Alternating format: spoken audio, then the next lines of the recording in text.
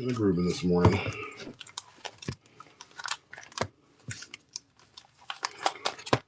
All right. Ooh, that's not good. There we go. Good morning, everyone. Hope everybody's having a good Tuesday.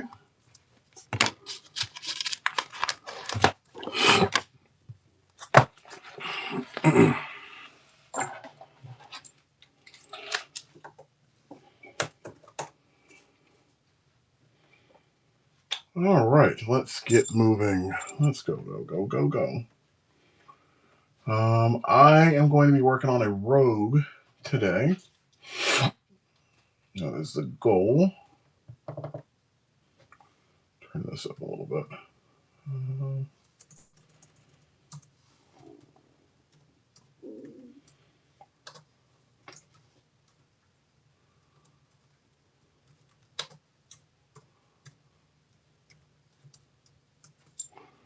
All right, I'm just going to go and get moving, only because I don't have a lot of time to play around today. It just makes sense just to jump into it. All right, let's figure out what we're going to do. And then I also need something in the background so I can, play around like music was. All right. Let's see, what do we got? I don't see my bag. Oh,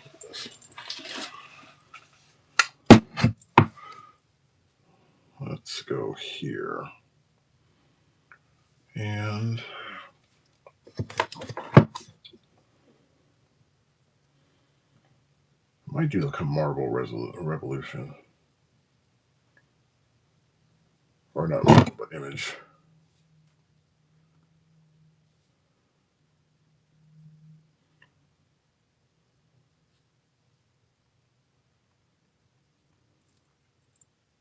Yeah, I forgot to go ahead and get all my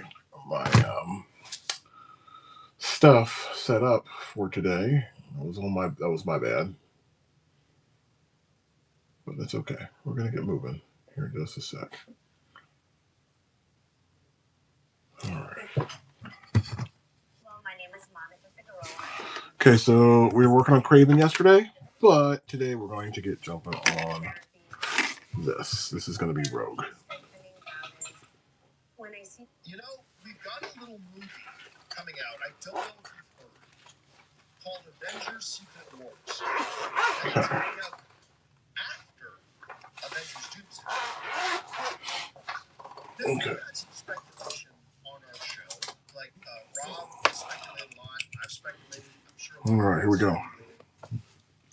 At least until recently, that there was a prevailing thought going around that Marvel may take Avengers: Doomsday and split it into two movies. And that seemed to be a very popular opinion. Now, the closer and closer we got, we're now in 2026. All right, looking good. We've started to believe, okay, they would have announced the split by now. Maybe that's not happening. But that doesn't mean that they can't do it with Avengers: Secret Wars. Because according to a new report, and again, I want to caution everybody up front, this is not coming from Variety, The Hollywood Reporter, or Deadline. This is coming from one of these internet scoopers that are many times right and great and many times wrong and incorrect.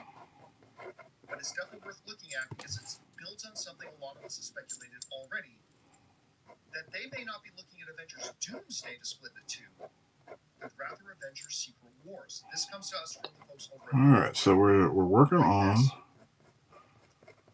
Rogue. Avengers Secret Wars is in line to conclude Marvel Studios' second massive saga 1 year after Doomsday takes the spotlight this December. However, according to Scooper and going back to Daniel Richmond, the sixth Avenger movie might not be the one that concludes the story developed across Phase 4 through 6.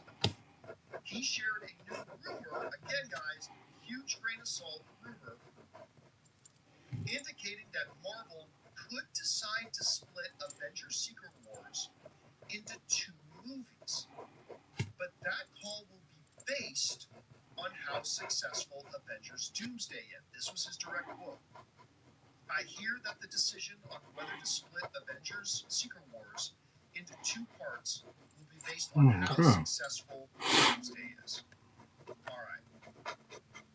There's a lot here to unpack. And let's start with the affirmative. You know, it's understandable when you understand how much story goes into the overall saga of Secret Wars. Not that we're expecting a direct comic book page to movie screen adaptation because they always do their own thing, but there's a lot of story there to tell.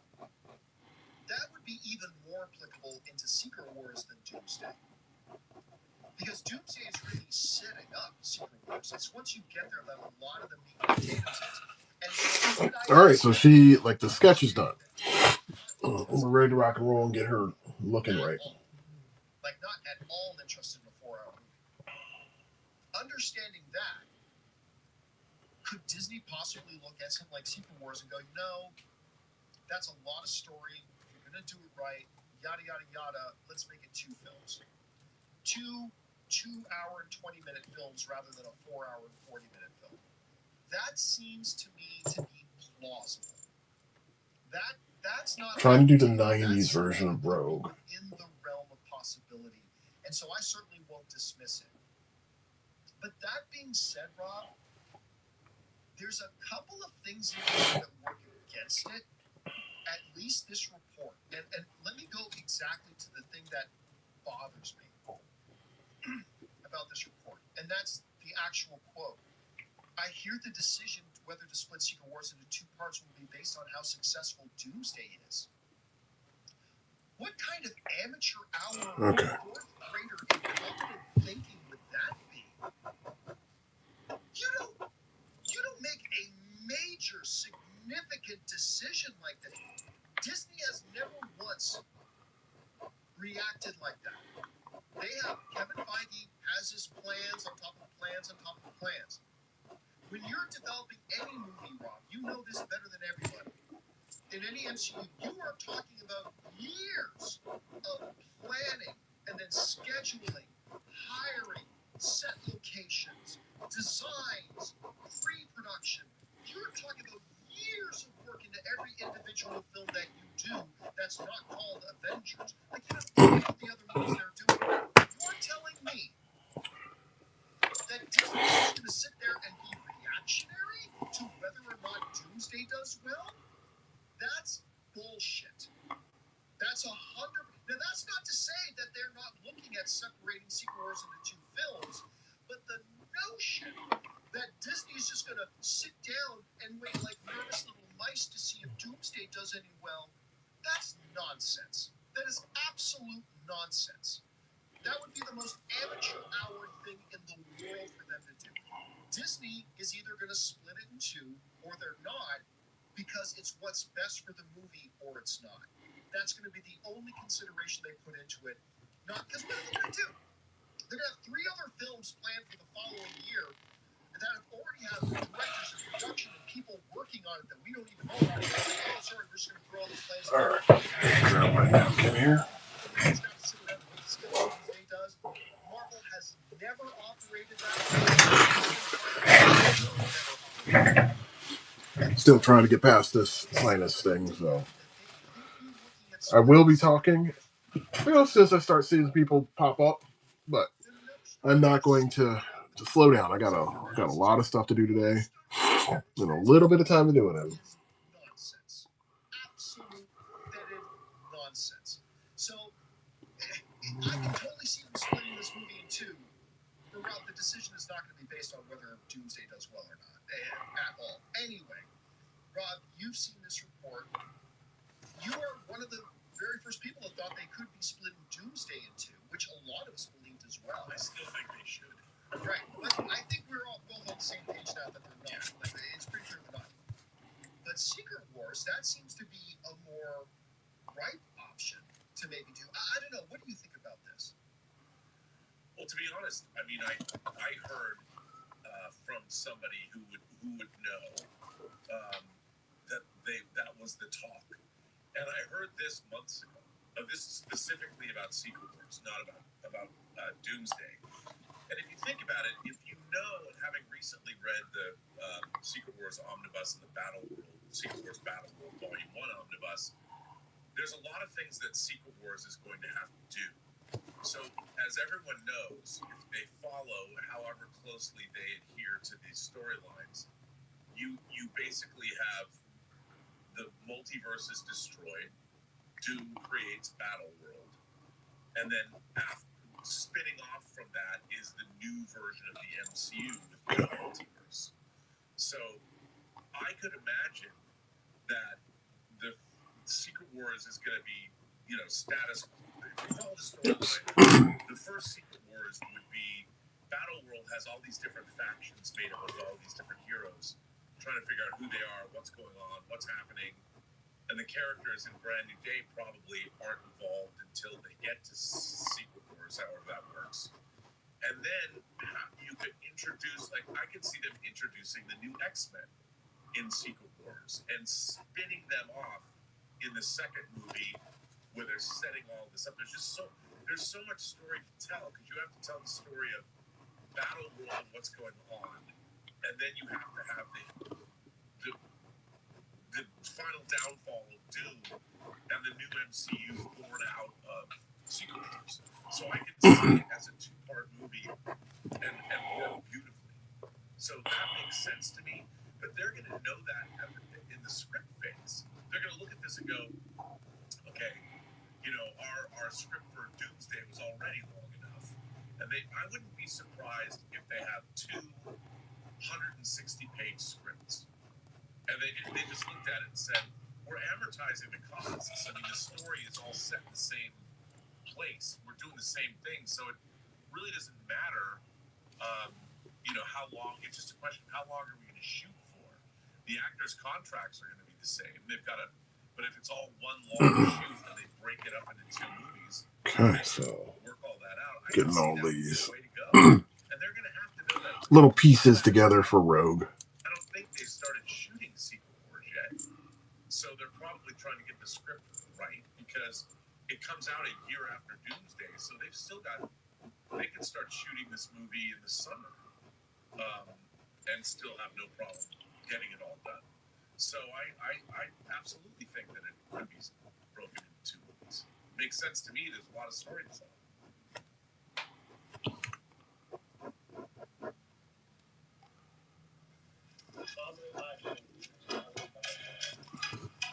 I made her a little more bulky, but I'm okay with that. Whoops.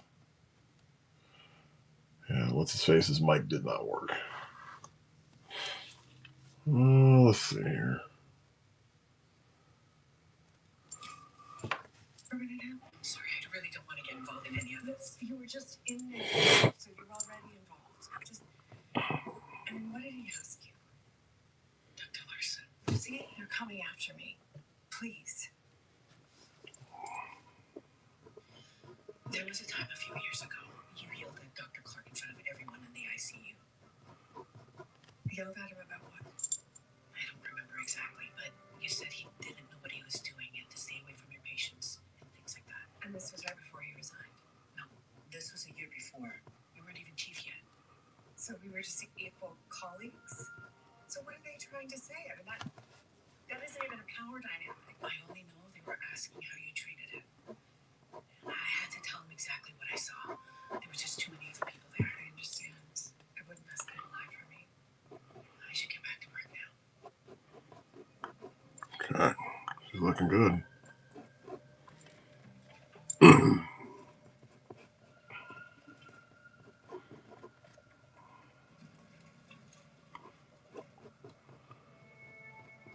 afternoon.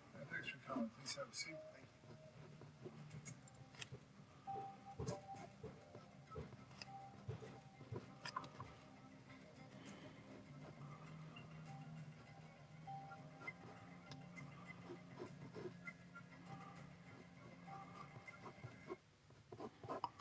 All right. Well, good morning. How you doing? He almost killed my patient. Did he tell you how many people saw So that's how it is now. Humiliate everyone on your way to the top. Your feelings can't really still be hurt from the other day. What's happening to you, Amy? This is a version of Rogue I'm trying to work on for one of the people that purchased this one. Really who you want to become? Because this is not who you are. No, and who am I? You're in pain. And you're acting out on everyone because of it. Do you believe Brian Clark was an inferior doctor? No, I do not. And yet, shortly after Dr. Larson became chief, he was gone. You think she fired him? Well, it's clear she asked him to leave, but because of her memory issues, she can't tell us. Okay, so At the let's. time, she said that he because of COVID burnout. But you didn't believe that. He had a son in college and a daughter in med school. So, no. What's going on, M-Dog? Did he ever talk to you about what happened between them? At this point, I'm going to advise my Yeah, so for those of you that are brand new to this, welcome for one again. I am currently working on 1,000 sketch cards, and I'm going through my list daily and walking, people through what's available. Like I have Deadpool and all those kind of good stuff. But there's 10 categories and 100 characters per category. Right now I'm wrapping up the Marvel set. I think I'm down to like 16 characters. I think that's all that's left for that set. All of the pieces are available. If anybody wants to pick up one, they can, or you can commission one. But the goal is just getting all this stuff done. Yeah, it seems like a lot, but it's really not too bad. The hardest part to the whole thing is doing it in the time frame. I have a whole year to do all the 1,000, so it's not too bad. And the cool part is as people commission things, like if they ask for certain cards, they're part of the list. Like yesterday, somebody ordered a blaster from my Transformer set. Went ahead and knocked that out, so that I took that off the list. I had one person order 20 cards from me, and that knocked out a good majority of what I had left. And about 5 or 6 of those were Marvel cards. So it got me on a good start. Like he ordered Dormammu and who else did he order? Kitty Pryde and stuff like that. So a lot of those cards got knocked out early.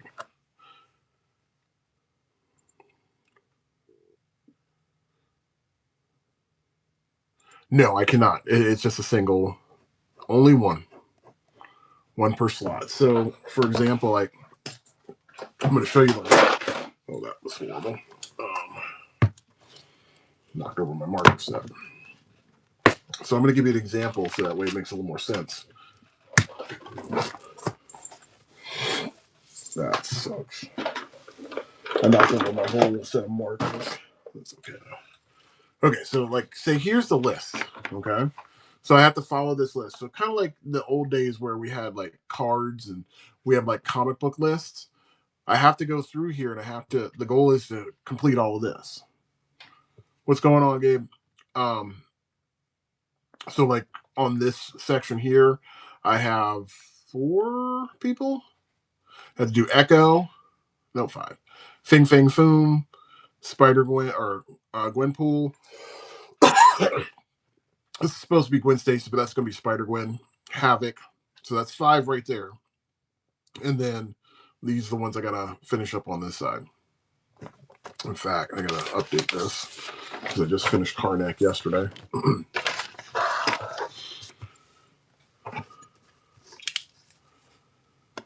So I'm just checking them all off. The good part is that I've gone through when I did Magic. She's already done. I'm going through and I'm just trying to knock all these out. But I have done roughies for a lot of these pieces, so it's going to make it go by really fast. And for those of you that are not familiar with what a roughie is, it's literally a thumbnail. So I go from this to this. Show you some of the ones that I use this for. Jesus. So here's the thumbnail for Juggernaut, and there's the finished piece. I'm just using that as a starting point, and I just go from there. Like I said, I've gotten through most of the Marvel ones. I think I'm down to 16 now that need to get done, and I'm going to get jumping back on that as soon as I finish up this piece I'm working on right now. Yeah, I think it's pretty fun too. This Rogue, I did not have a roughie for Rogue, so I went straight on in on her.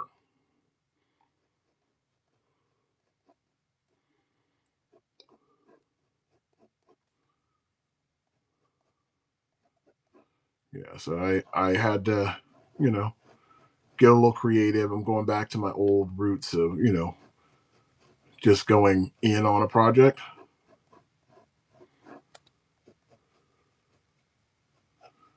This girl, we're giving her the old big 90s poof for her hair. Lots and lots of hair. But that's her. Done. Gabe, to answer that question, that was not done on purpose. My printer was running out of ink, so it gave me a green. Typically, what I will do is I'll have it in like a light gray. But my printer was just being goofy that day, and I just didn't have enough ink, and I didn't go back to fix that. More or less, the whole thing is just making sure that I have that rough sketch, because it is a starting point. However, I will say this much. Yesterday, when I was doing this, and I think you jumped on at the very end. So this guy right here, this is Kazar. He's like a George of the Jungle from Marvel. I do not like this guy because and I should say this. I'm not a fan of him because he's a little too simple for me. But I'm just going to go and knock it out because it needs to be done.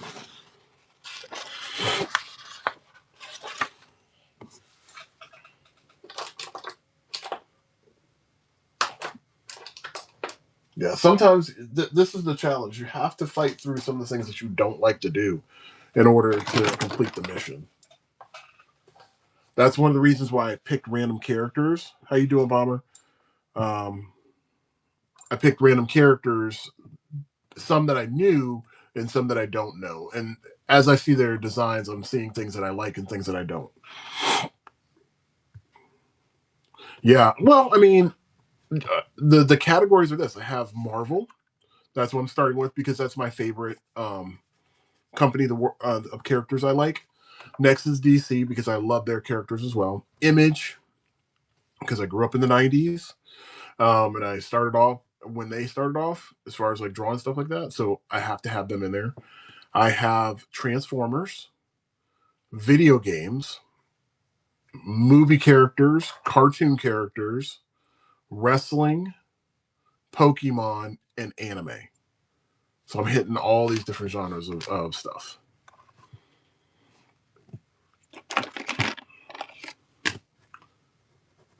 Okay, cool. Hopefully that'll work.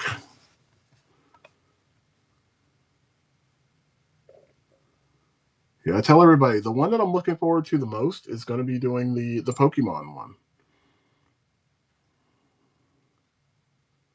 Pokemon's going to be fun because Pokemon's simple shapes, but they have a lot of fun characters, and I know it's going to be one of the fan favorites.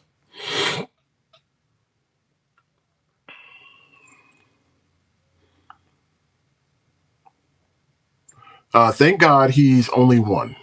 There's only one of them. But I got to muscle through it and get him done. The weird part is that he doesn't have a lot of... So, like, a lot of the characters have, jackets and textures and all this kind of good stuff. He literally is in a loincloth with, like a tooth necklace and a spear.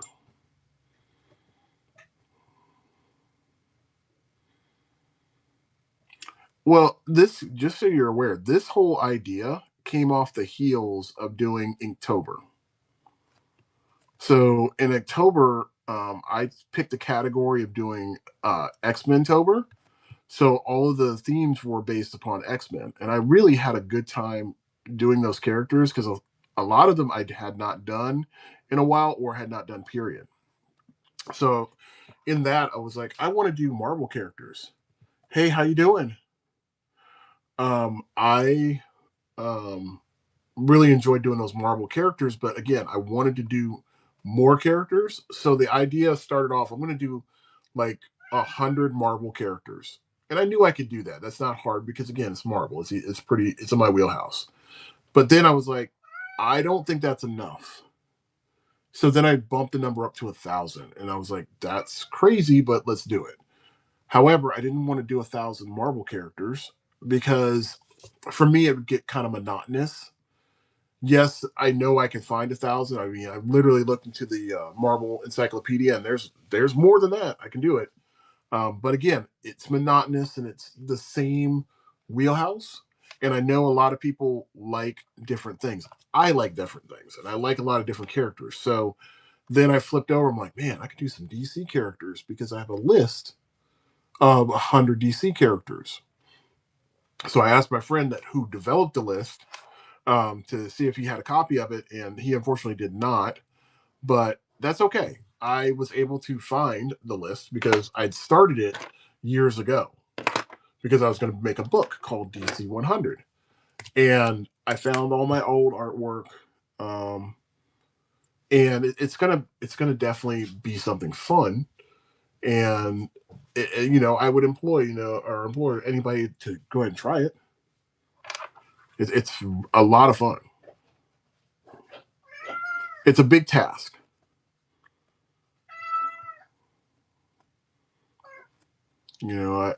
It gives me a challenge to do, and I love a challenge, especially in the art world.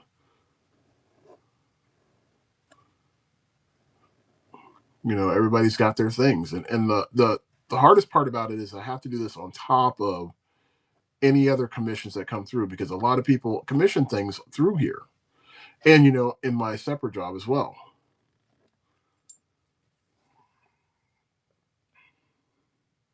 Yeah, well, I mean, how you doing, Donna?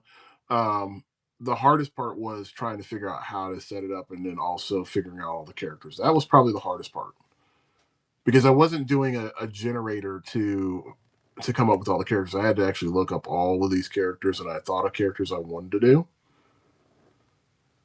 and I made that happen. I even had my wife help me out on some of those because I was like, we were at a con, and I said, "Can you come up with 100 cartoon characters?" And she popped out a list in about an hour. But then I think I only told her I said I wanted like 80s characters, and once I looked at 80s characters, I'm like, that's not enough. I really like a lot of characters from the 90s too,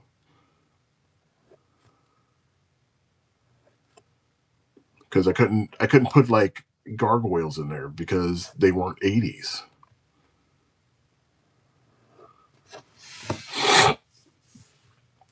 Um, I am actually working on DC next, but I already have all the roughies for DC done, so it should go pretty fast.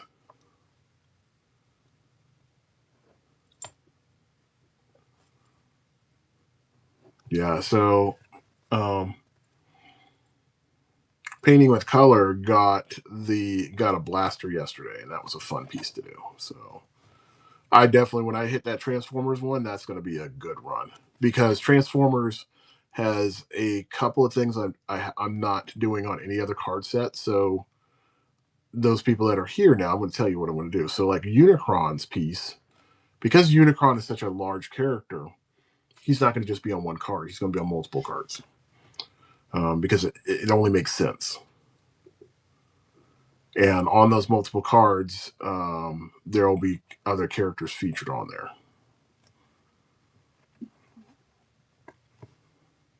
A lot of the Transformers I'm going to try, like the combiners, I'm going to definitely do that with. So there's going to be extra stuff for the combiners. It's probably going to be like when I do the um Unicron one, I know it's going to be 9 cards. That's what I've set it up for. I just want to make sure that it looks dynamic enough to fit all of the, to fit well.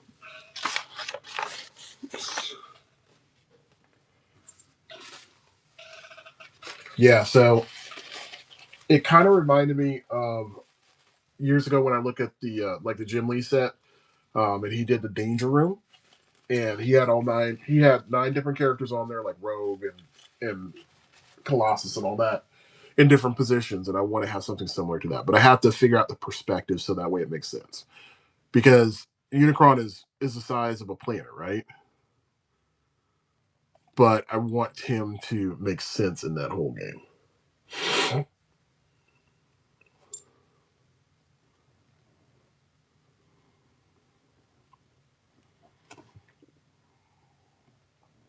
Yeah, it's a lot of work, kind of a lot of thought that has to go into that. But that series is so far down the road, I don't have to really stress too much. Yeah, so the Voltron one, when I do that one, that one's going to have, I'm going to put a character on each one, so I'll have obviously all of the people that run the Lions, including the one that sacrificed himself. He's going to be on there, and then I'll have the princess and all that kind of good stuff in there.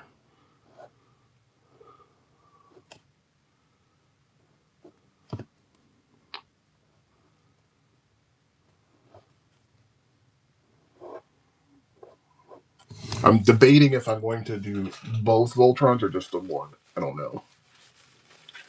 I might do the other one as a bonus.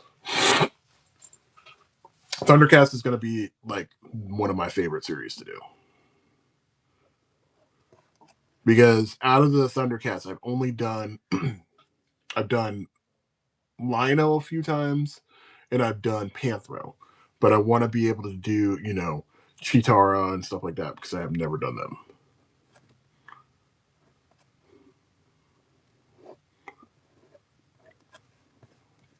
I want to be able to do Mask. I'm going to do. I have some G.I. Joe characters in there that I'm going to do. I don't want to. I think I have Snake Eyes in there, but I might change that up. I might do those as bonus characters.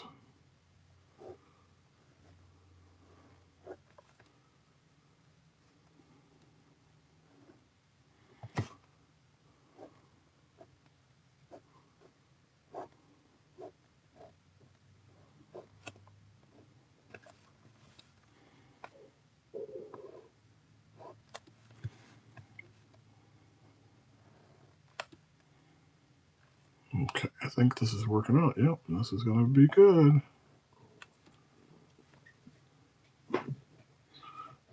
You know what? Let me. I have that list here with me, so I can actually tell you. All right.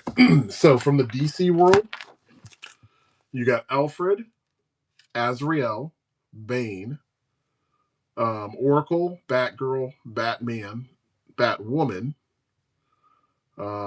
Black Canary, Catwoman.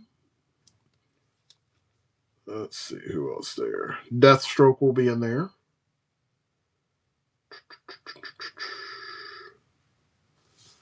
Who else is in there? Impulse. Sorry, not Impulse. Hush. Huntress. Killer Croc. Lobo's definitely going to be in there. Red Robin. Red Hood. Regular Robin. Both Tim Drake and Garrison. Let's see, Spectre, Steel. And I think that's all of them. Yep, that's all of them. I don't have Scarecrow in here. I'm surprised I don't put him on there, but I wouldn't see why not putting him in there. Yep, I don't even have the Riddler. But, all those are great ones, so I'll definitely put them on the list. I'm adding stuff to my list because the other day, Kay was on here. She's like, hey, you should add, the Rocketeer. And I'm like, that's pretty genius. I really wasn't even thinking about that one. So I definitely will put those on there.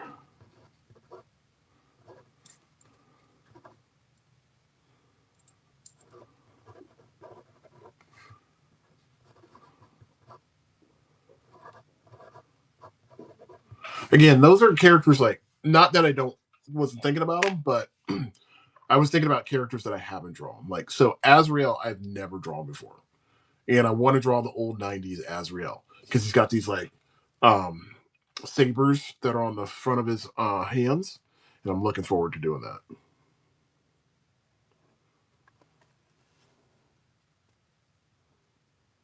How you doing this morning, Tom?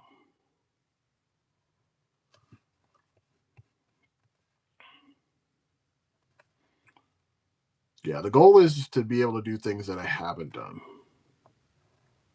And then the bonus on top of that is that when people see that that I'm doing these kind of things, they'll ask for different characters that I mean that are outside of the list, and that's what I'm hoping to have happen. Like I went to this card show, or not card show, a comic convention back in November, and people saw me drawing these cards, and they're like, "Hey, can you do a pirate?" And the guy sends me a mock-up of this card that he wanted.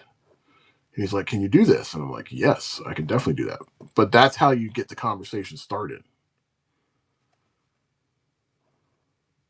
I might not have the thing that the person wants, but this will, you know,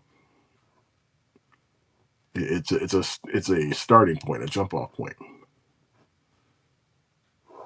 for some people, not everybody. Somebody might see something in here they already see, and they're like, "Oh yeah, I want that." The key thing to this is that a lot of times when I would do these kind of when I would do live art, I didn't do a lot of things that people were interested in, right? Because I have a lot of my customers and clients that I work with that like the same stuff. So they'll like Wolverines and Deadpools and all that stuff. That's fine.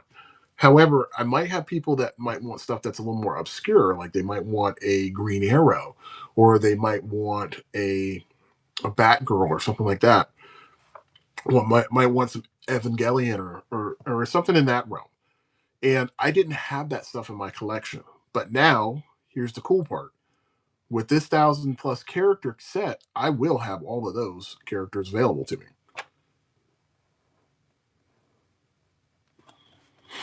And I can always spin this off to be bigger pieces. I can always just go back to these things and be like, okay, well, I'm going to add a background to this and all that. So there are bigger plans. I do not know a thing about VFriends. I know zero. That was brought to my attention yesterday.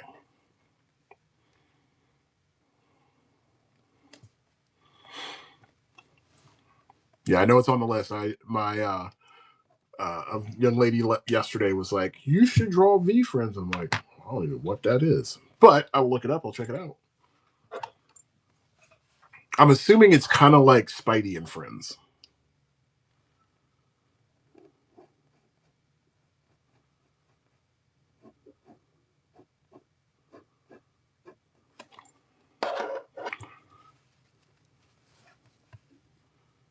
Gotta get her headband in there.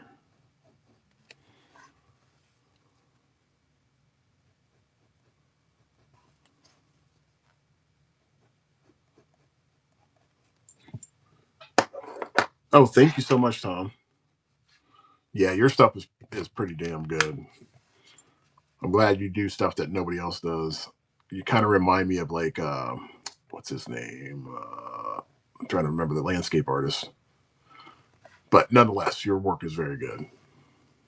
I have to catch one of your lives because I'm really curious to see your techniques.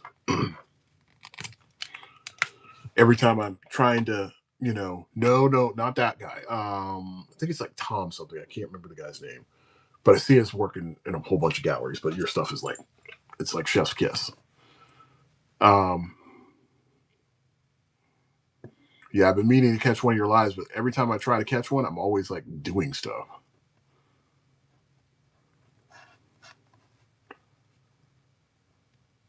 I hate to give you a bad excuse, but that's the main reason. Like a lot of like it took me a while when Kay was on here. It took me a while to finally catch up on her shows. I'd have them bookmarked, but I'd always be doing crap.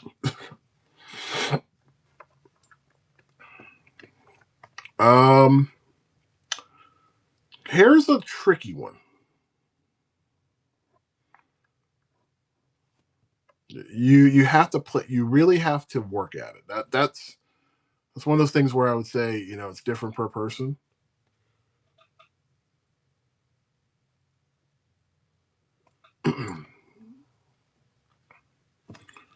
Hair is tricky. You can have good hair or you can have bad hair, but I would definitely say if you're not familiar with doing it, you need to definitely do it in pencil first. Like for me, when I'm first starting out doing hair, I have to put it in pencil because I have to see it. My skills are when I haven't drawn in a while. I try to rough it out first, and then I will pump it with some ink.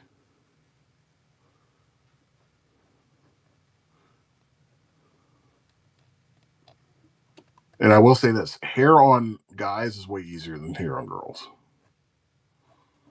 or hair on women.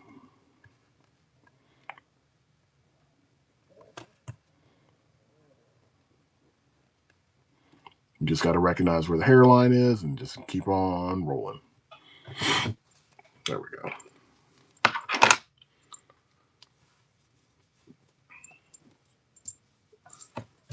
Let me see. I want to take a look at that landscape artist because I want to make sure I remember.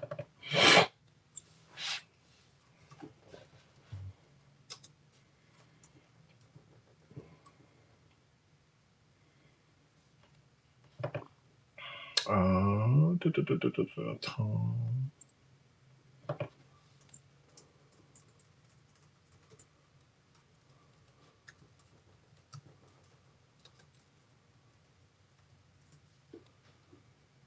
No, that's not him. I'll figure it out. It'll hit me. I'll literally be sitting here tomorrow, and I'll figure it out.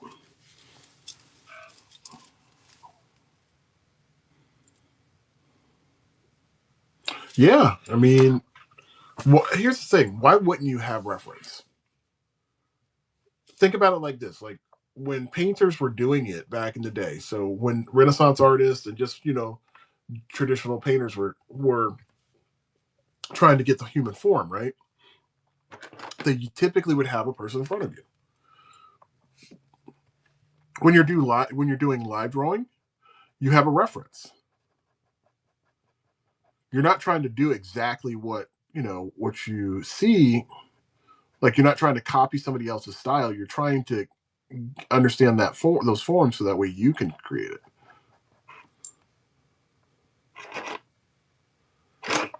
No, I'm trying to remember. There's an artist that I used to see his art in like galleries and stuff like that. It's gonna hit me a little bit.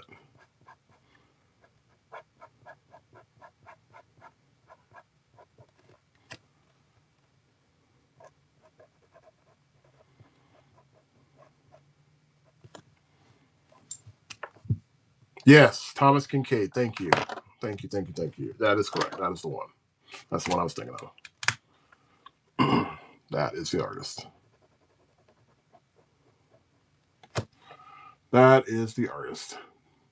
That's what Tom's work reminds me of. Thomas Kincaid. That's what it is.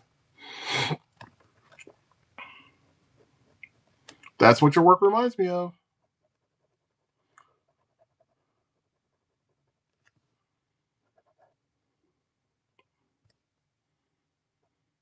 That's just my take on it. I mean,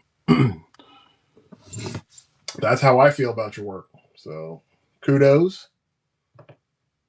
You can take it with a grain of salt, but I think you're that good.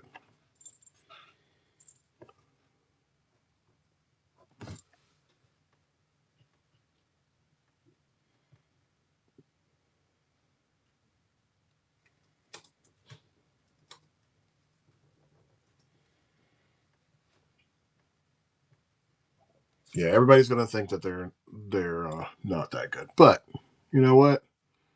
There is a thing about being, having humility. So that's good that you don't think that, you're like way, way up there. Being humble about your work is very good.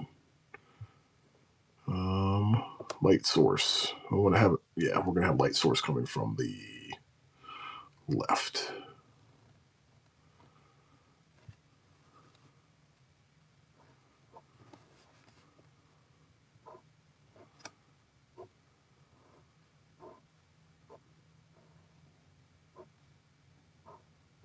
Okay. Yeah, we'll have light source coming from the left. That'll work out really, really well. And have this on her clavicle. There is another one, but it comes out ever so slightly.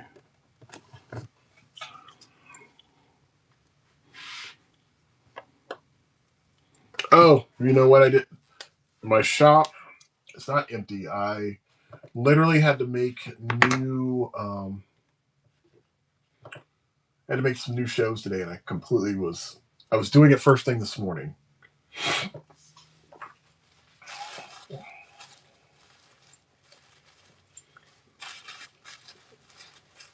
Let me put all that stuff back in there. Put on all the shows.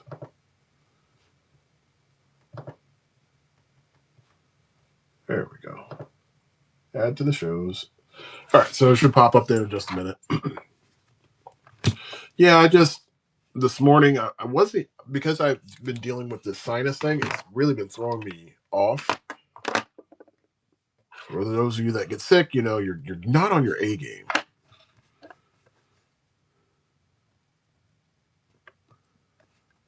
Perfect.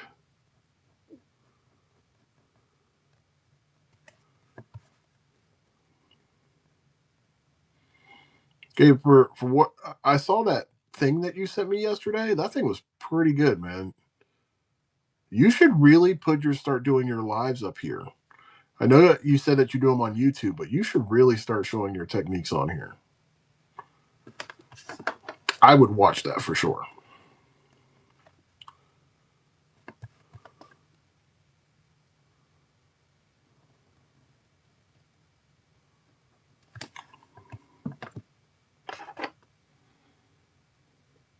No problem, Tom. Have yourself a great day. Be blessed.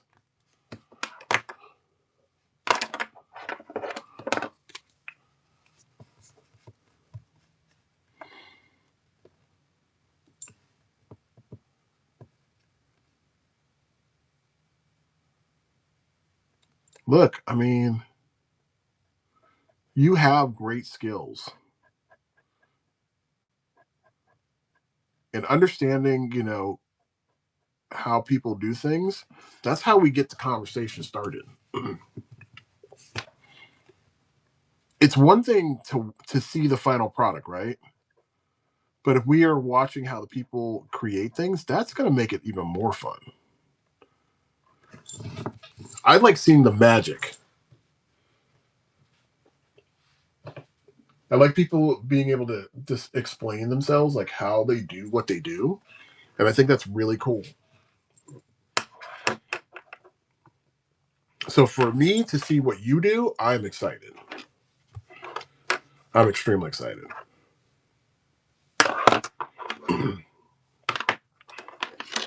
My hope is I get to see more people like yourself and like Kay and stuff like that doing their artwork.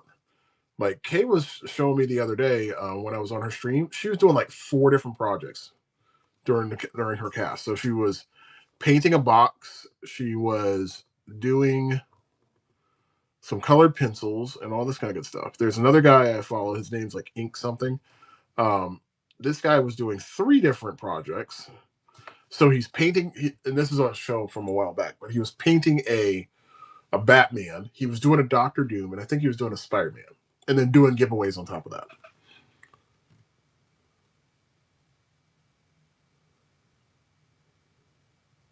that. You did, huh?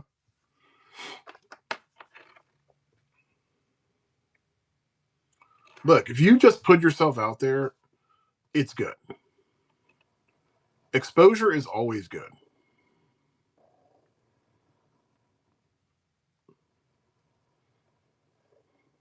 I mean, you're already doing the work anyway. Why not just put it on a different medium?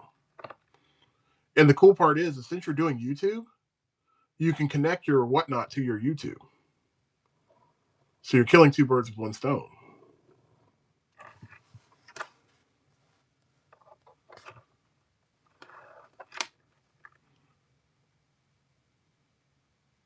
That's what I would do. And as soon as I get this other phone up and running, I'm going to have my um, I'm going to have the this streaming on here, and then I'm also going to have streaming going on TikTok as well. So that way I can kind of have everything all tied together.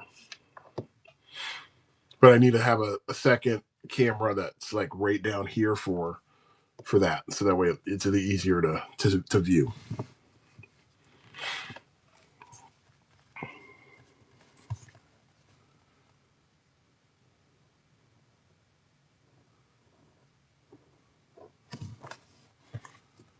Yeah, there's got to be a lot.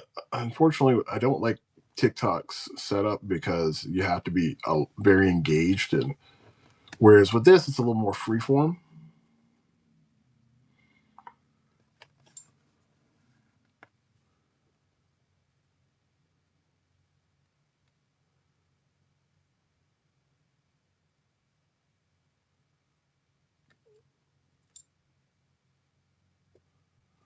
Yeah, you should just go ahead and go for it. I mean, look, you do it on here, you get somebody that's interested, you never know who's watching,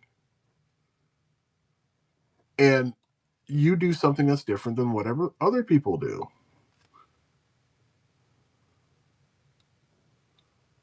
You're already doing the art. Why not just pop it on here? And again, I think doing this versus doing the YouTube is way easier.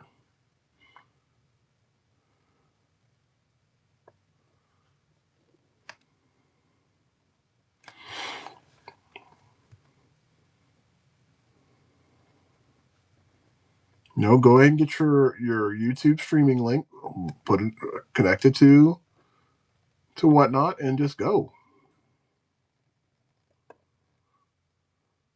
You never know. You could just jump on here, start one day, and all of a sudden you end up having like 4 commissions in one cast.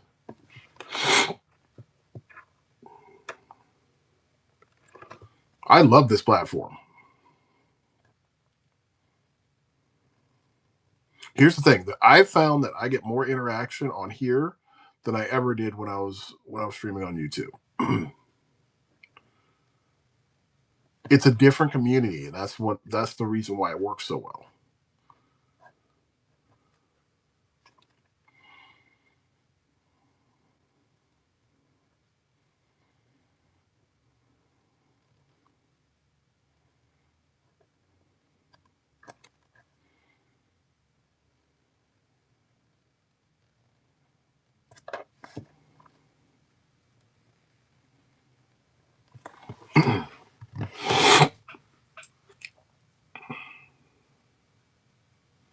No, your stuff is.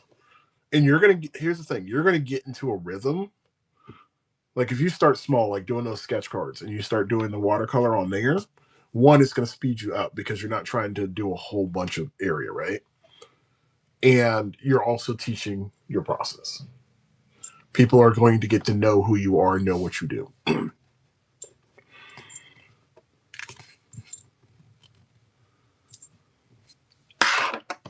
No, I mean you're don't think of it like as you're overqualified or anything like that. You're just trying to do your art. That's all you're doing. You're not petitioning for a job.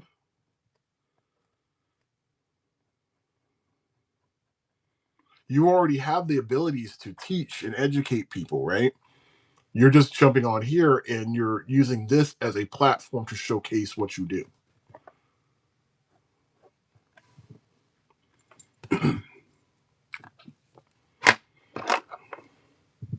And again, you're already doing this stuff through YouTube. It's the same stuff, but a different audience.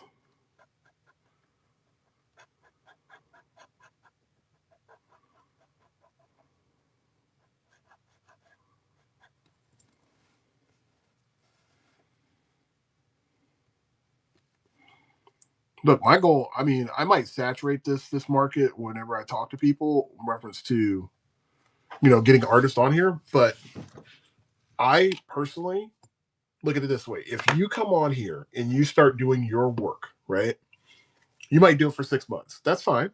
You built an audience. You might have built up, some clientele. Perfect. You disappear for like a couple months. You come back. And then other people, while you're doing your thing, other people are in here, filling up that space. So you get different channels of artwork all the time. This doesn't have to be a full-time gig. That's the beauty of it. Like with YouTube, or YouTube or even TikTok or most of these other things, you have to build these audiences over time. Even if you're doing one stream a week, which is how I started mine. I did it once a week. Um, you're building consistency. That's all you gotta do. One show a week.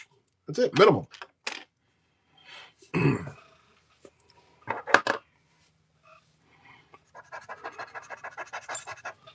All right, I got an hour. Perfect.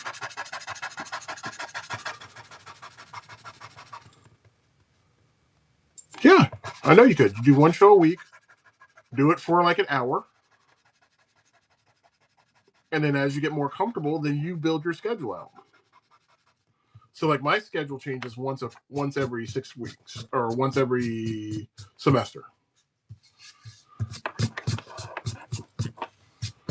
So like during the summertime, my schedule might open up a little bit more because of the semester is a little bit later.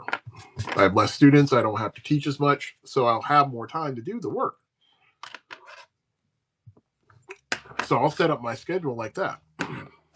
So every 16 weeks. Yeah. I always like I would look at some people that I knew. They make this like a full-time job, but this is what they do. However, with me, because I work other jobs, I don't have the time to make this a full-time gig. But those of us that, you know, have multiple things, doing it once a week gives you time to work on other stuff. Like it opens you up to be able to do, the things that you enjoy, not the things that you have to do.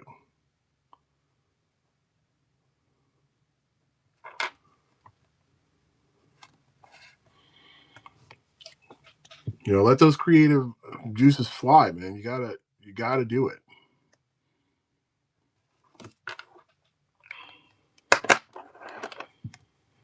I planned for this. My wife and I talked about this for a hot minute. I was like, I need to do something like this so I can get back into art. She's like, yeah, you definitely do. So after lots of discussion and kind of figuring out times and all that stuff, I did Whatnot Wednesdays for about 2 months, and then when I got my spring or my fall schedule, then I was like, okay, well I can do this on Thursdays and Fridays, and then this semester it's Monday, Tuesday, Thursday, Friday. During the holidays, I couldn't do any artwork because I didn't want to take away from my family, so I didn't. All right, so I gotta get a brown. I need some skin tone.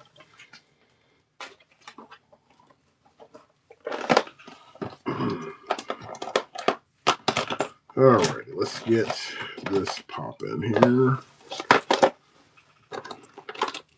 But yeah, I'm sure that you could definitely pull off once a week. That's definitely something that you could do.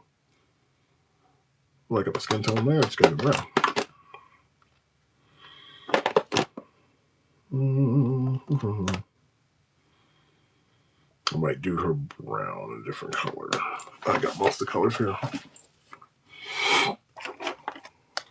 Yeah, just pop up the selling channel, do it.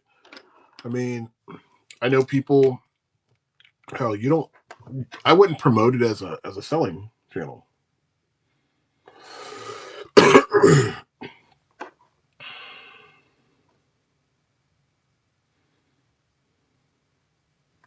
Yeah, I mean, look, we're blessed enough in order to have people in our lives that are trying to tell us things, and we just gotta listen to them, especially if they know us better than we know ourselves, right?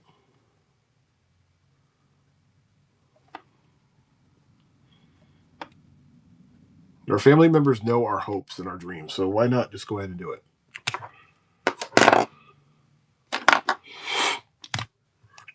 They know our passions. And if you're passionate about something, you're going to make it work, and it's going to look the way that you want it to work. And it's better to have somebody supporting you than not.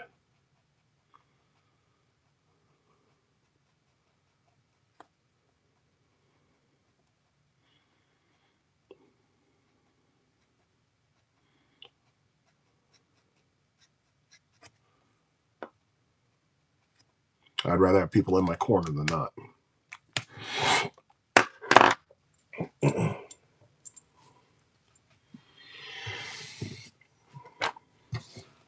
A lot of people don't have that.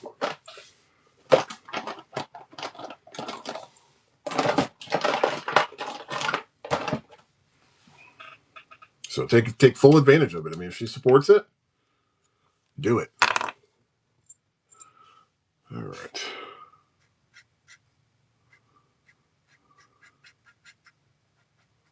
Try to do this before my yellow decides it wants to act stupid.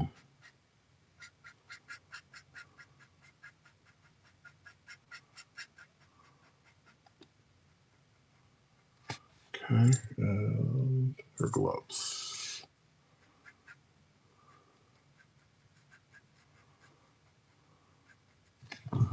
That works. And is there anything else? Nope, just those.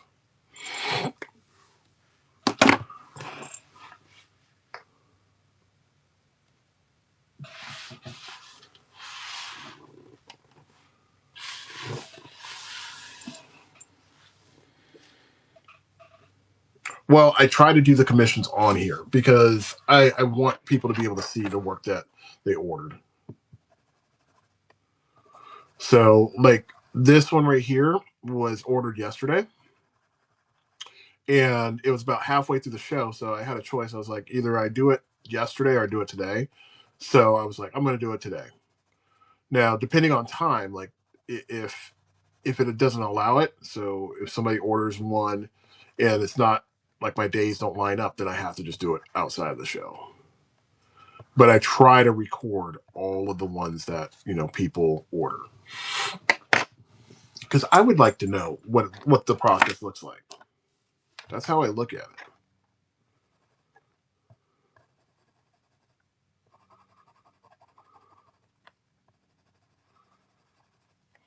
I mean, before we didn't have this option where we could, see what people were doing, see the, behind the curtain. But now we can.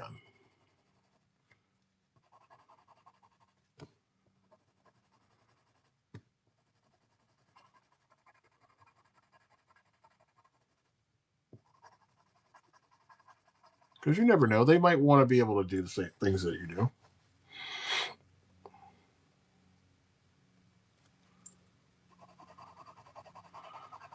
Yeah, I mean, look, I don't have a camera in front of my face. And trust me, if I did, I would be perfectly fine at this point. And one day I will have that kind of rig. But right now, I don't have to worry about that. People just hear my voice and see my hands and see the work that's getting created. With that, I'm good.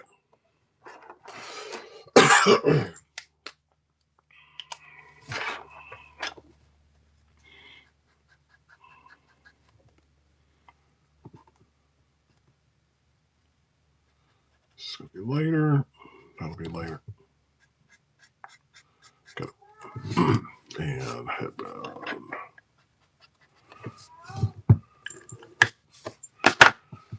Yeah, I mean, it's. I think a lot of people get intimidated by getting on the camera. I was at first, but then I was like, they're not going to see me. They're just going to hear me. I think the biggest thing I had to get over was, what am I going to talk about? So when I first did my first show, I had all these topics about like movies and stuff like that, which I still talk about.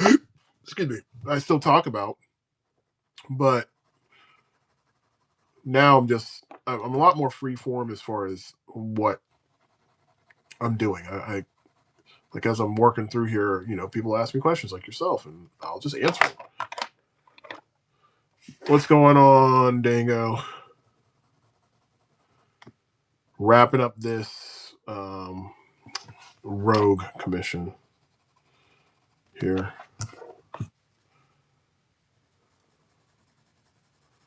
Taking on a little bit more time than what I thought, but that's okay. I mean, it's a good commission, so I'm not worried about it.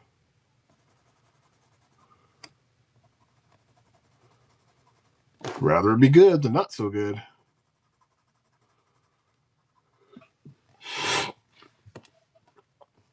All right, so that's good. That's looking right. And I just got to get a brown. This will be for her jacket. She's got a brown red color for her hair. Oh man, I completely missed a part of her outfit, but I'll fix that.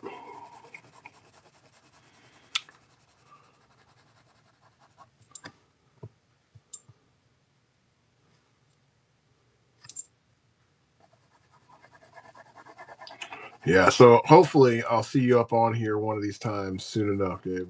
I'm looking forward to it.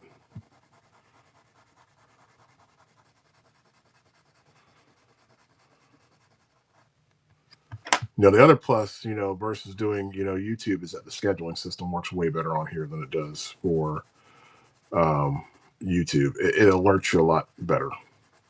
YouTube is kind of finicky.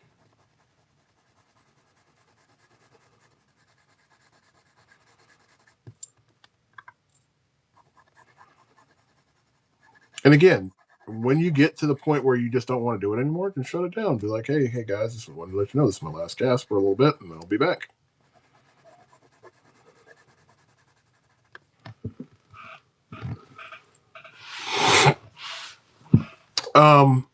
I would have things that you already have pre-done, and then I would put some commission spots in there for people to take. Have things reasonably priced because not everybody, has these big budgets to play with.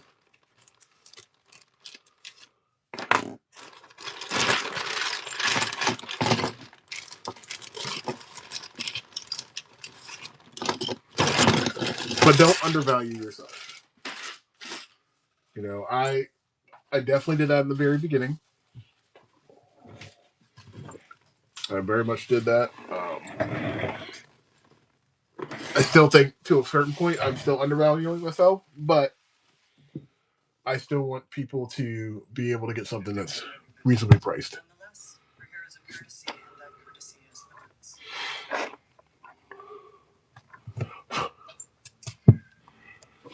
We are trying to determine if Dr. Clark was dismissed unfairly. And why now? When he's been here for years. That I can't say. Oops, is that loose? No. Are you asking if Dr. Larson was vindictive? Was she? Oops, I knew that thing was loose. Brian sent me an email a few weeks before he died. I'm assuming you'd like to see it. All right. Yeah, just get some stuff in there.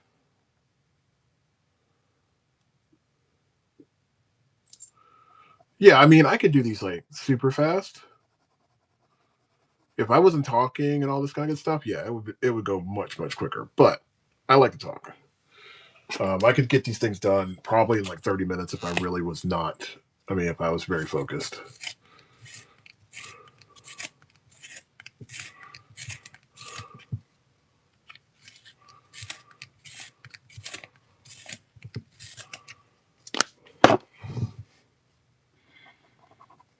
But I think, 30 minutes to 45 minutes is more, realistic for what I'm doing right now.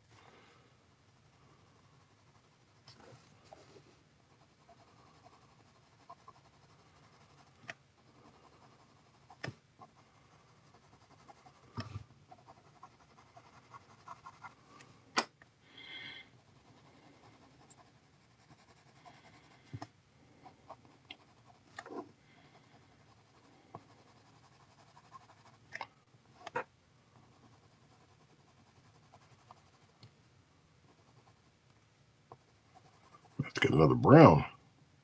This one's running out. So I'm going on to Blick. Yeah, but I would say this for what you're doing, I wouldn't say you need to do sketch scratch. I think if you start out with what you're comfortable with, the process will, grow organically. So if you prefer to do landscapes and stuff like that, do that.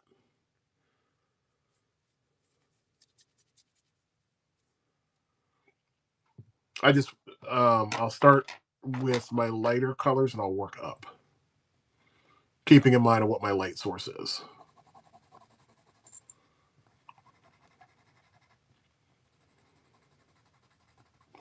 But going back to what I was saying in reference to your what you're doing, do the things that you enjoy doing first, okay, and then gradually bring in other stuff. Like Tom doesn't do fan like from what I see, Tom does not do like a lot of fan art. He does his painting of landscapes, and it's beautiful.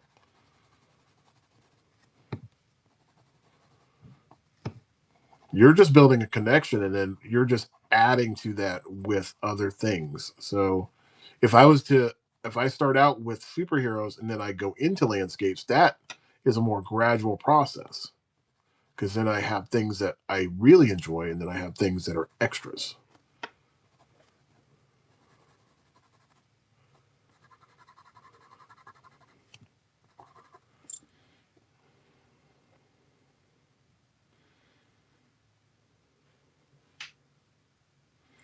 Yeah. If you are being pulled into that direction, like if you're not pulled, I should say pushed into that direction, then do that. And you will gradually see the change. This platform, I'll be honest with you, it's a beautiful place to be in. I cannot tell you how much I enjoy doing this every day. Like this doesn't even seem like work. This seems like the old days when I used to get my drawing pad out and I would just draw. And I love that. It's such a good feeling.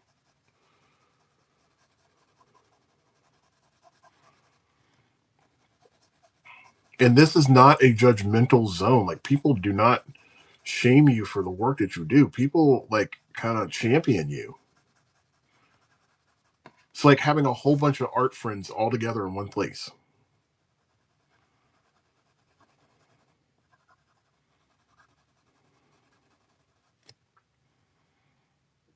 So I would definitely say, jump on the cart now and start, enjoying some of the fun.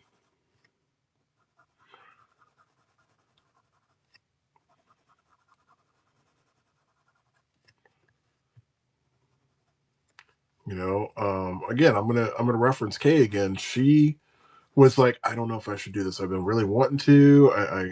I don't know if I should. However, I was like, what do you have to lose? And I think on her first couple of shows, she actually ended up getting a couple of commissions.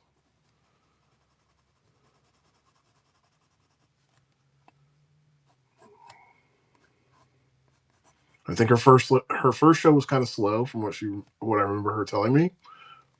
But once she got going, it was. I mean, she's a natural on the mic. She's got a very friendly presence.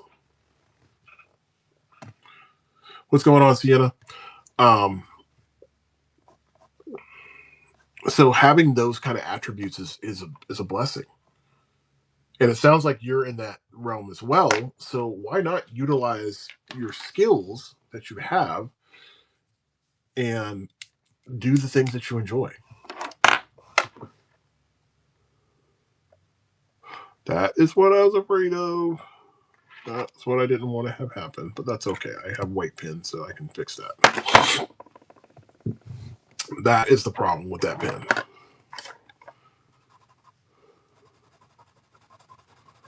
And that is why I need to go get myself a new yellow.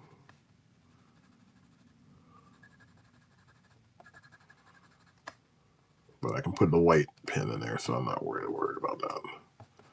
So I was just glad it wasn't close to her skin, because if that had been the case, it would have been a whole different ball game.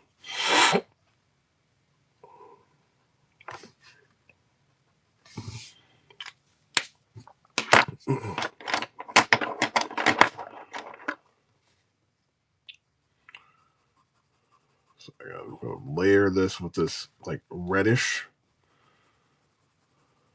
It's almost like a cranberry. It's called a Rogue Tuscan. So we're going to use that, and then we're going to layer it with this brown. And the brown is just going to lay on top.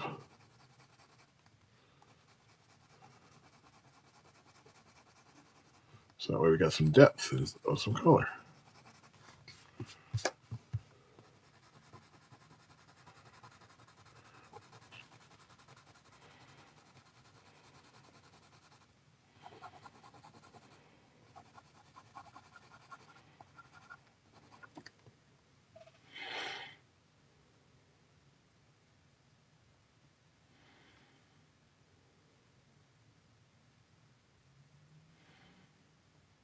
Yeah, I mean, look, I know I can say this for sure. You never know who is looking at your work.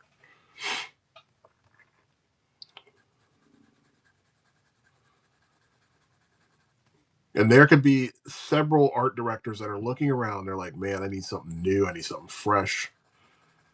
I'm tired of dealing with this AI crap. You know, I need somebody that's got something that I haven't seen before.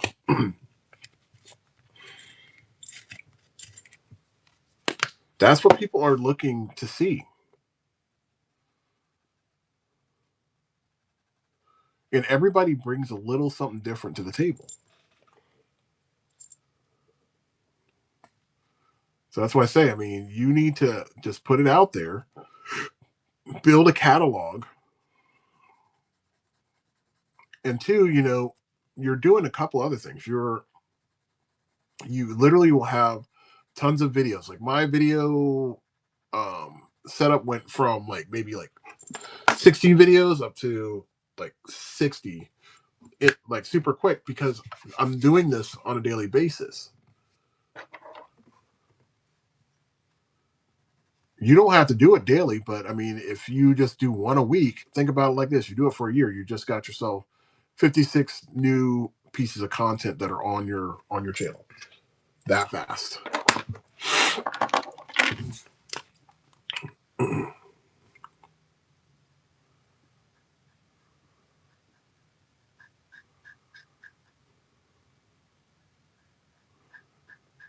Or, I mean, the flip side to it is that you try it, you don't like it, and you just move on. You do something new.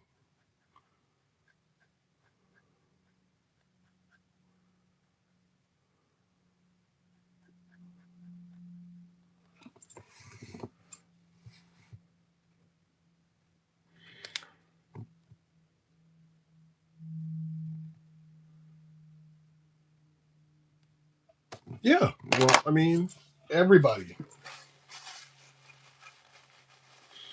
That's how my buddy Rob, he ended up getting his gig doing, you know, um work for Todd McFarlane, because he was throwing up different types of artwork online. And Todd and his crew saw him and saw his portfolio, and he got booked to work for Todd McFarlane.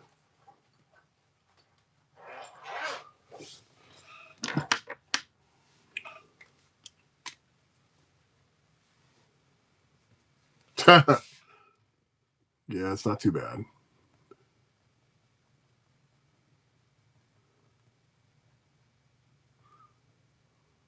There we go. Fix that right up.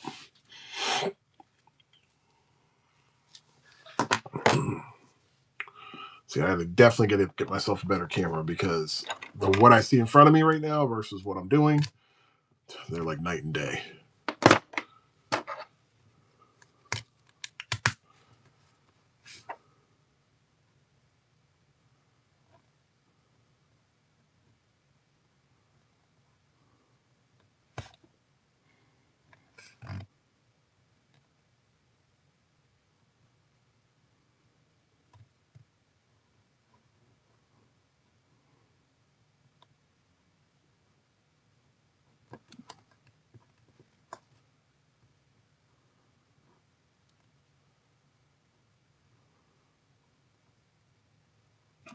All right.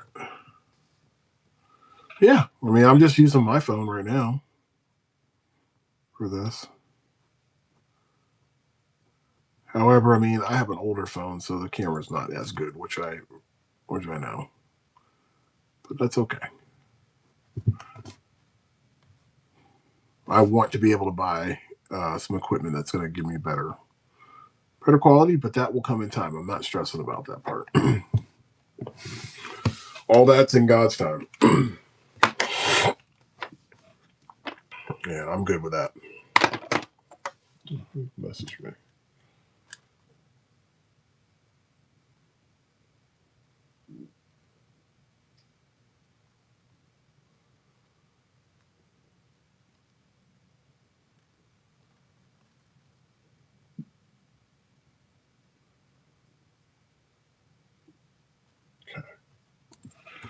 So I think I'm done.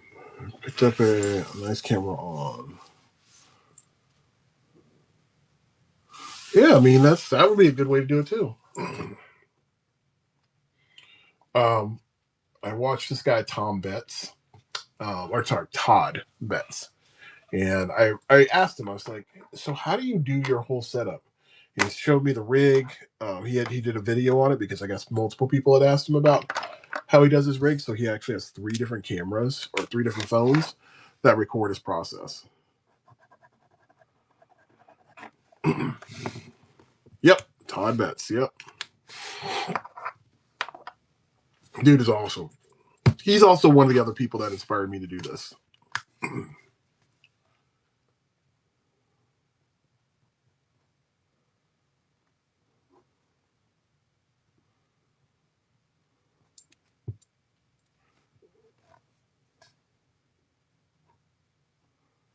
My buddy Chris also is one of the other people that helped me get on here because he had lost his position working for our college that we both work at.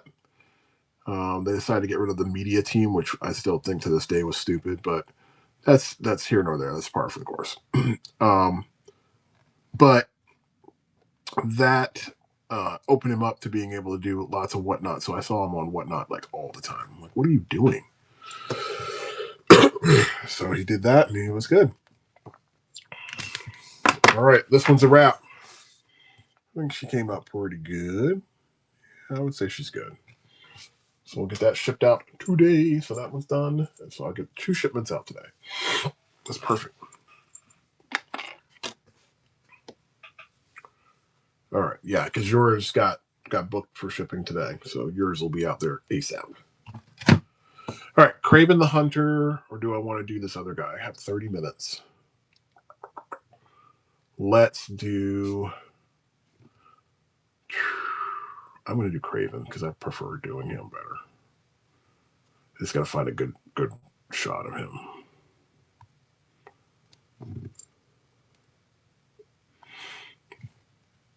Yeah, I find it important to seek out people that do the things that you want to do. I feel like that's very important.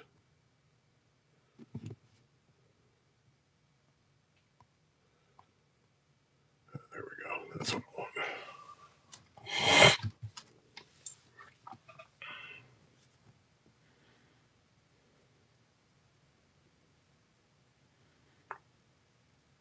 Hey Kay, how you doing this morning? So since you haven't had a chance to be on the sales side of things, so when you do Whatnot, by the way, that painting that you did for all of the Pokemon food, that thing was awesome. I wish I could afford I could buy the original because that thing was insane. Um, so when you go on there, you're going to set up all of your shipping for your products. Um, so you're going to get all that stuff set up, and um, when you do an order, it prints out a label for you, so that way you don't have to worry about doing all that stuff.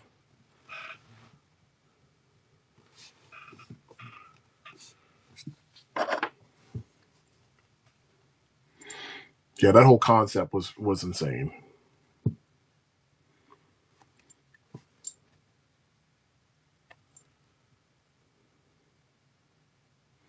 I'm glad you took your time on that one because that definitely, you know, came out to be really cool. It's a great piece.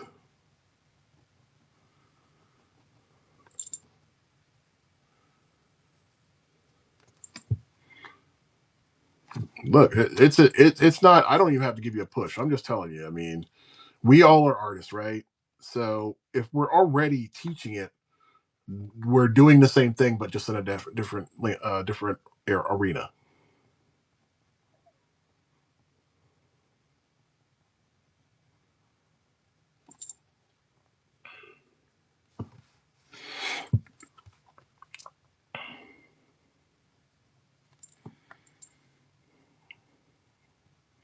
I'm doing pretty good this morning. Other than dealing with a little sinus issue, I'm in great shape. How about yourself? I saw up there in Canada, you guys are getting like a lot of shit. And your skiing video looked pretty dope. Looked like you guys had a lot of fun. Or not skiing, but snowboarding.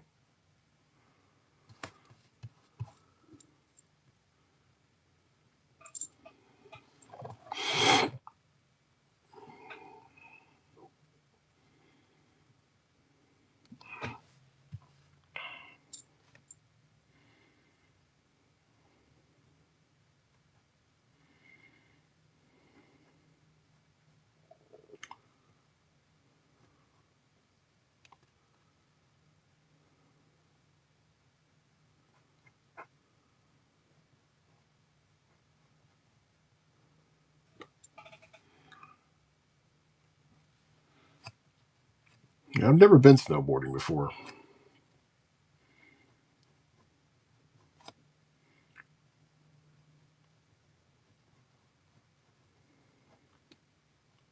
I would enjoy it, but I'm not a big fan of the cold. Where's my roughie?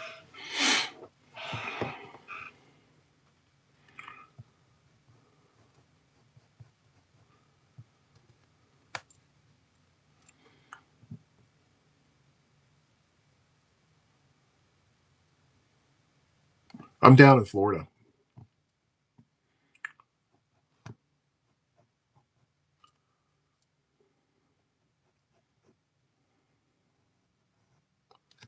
Yeah, I'm all about that warm weather.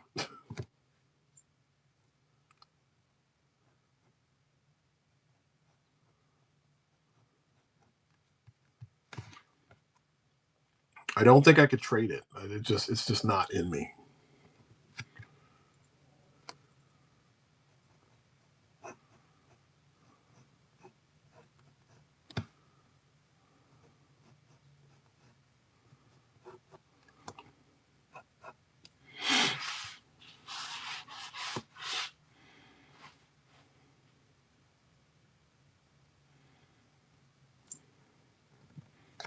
Hey, look, I hear it's a lot of fun.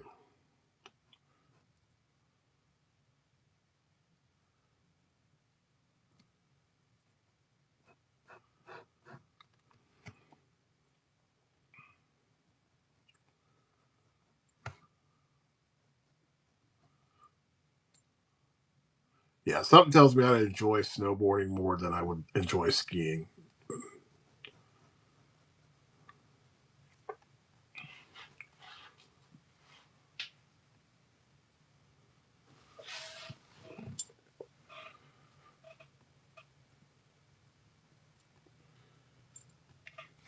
Maybe one day I'll get there.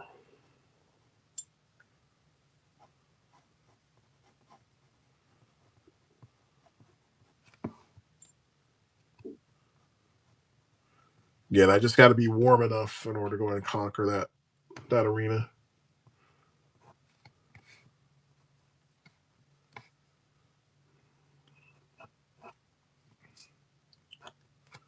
Yeah, I'm so sensitive to the cold nowadays that, like, for example, I can tell when a cold front in Florida is coming because my body will just be like shift quick.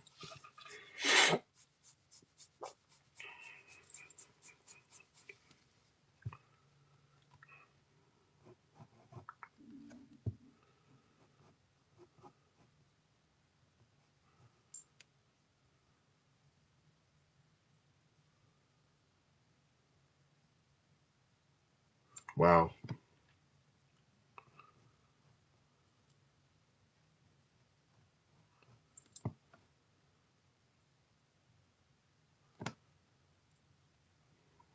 Yeah, it's not for me.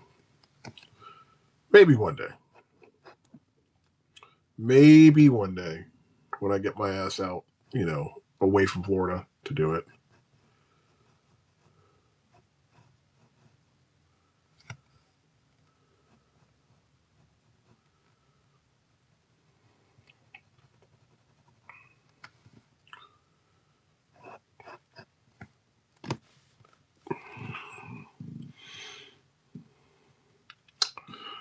This is Craven the Hunter.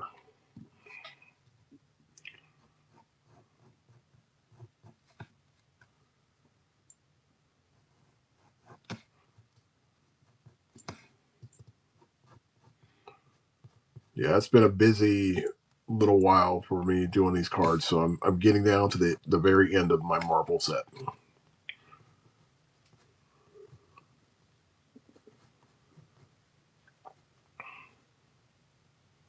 I'm thinking I might change the order of my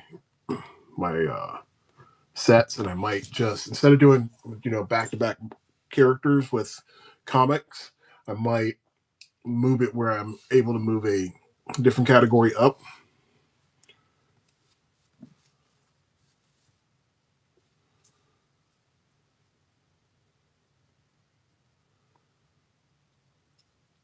Yeah, I'm thinking I don't know if I really want to push my Pokemon piece up. I think I might pick a different category, move it up. So instead of doing, 3 back-to-back comic book things, I might just do, Marvel and then maybe wrestlers, or Marvel and Pokemon, Marvel and, going on to something like that, because I think that would be fun. I think I might jump onto the Pokemon one only because it's a hot thing right now, and it might make more sense. True. Very, very true.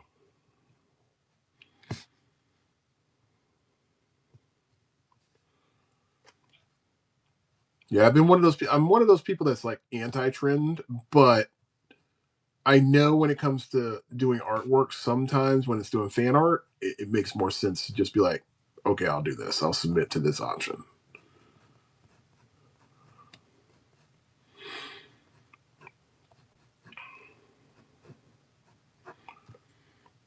I don't think it's a bad thing. I think sometimes you just got to do it.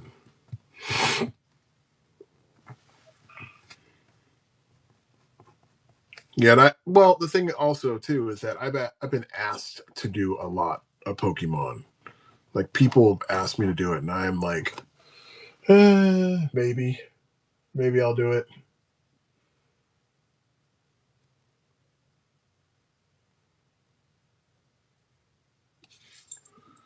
But I know I could slay on that arena, and I'm going to.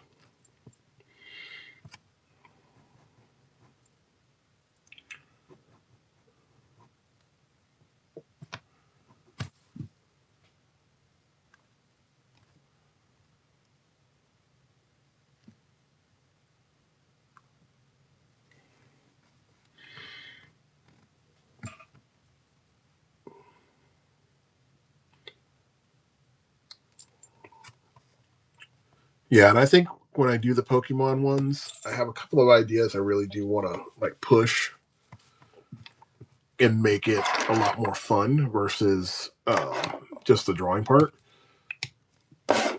So I've got a lot of different ideas I'm going to try. This is 5.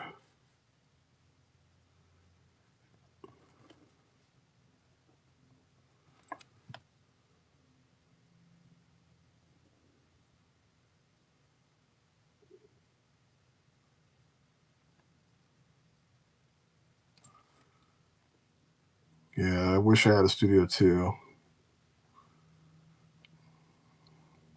I wish I could be in an arena where like you know how they used to have the bullpens of artists. I wish I had something like that I could work with.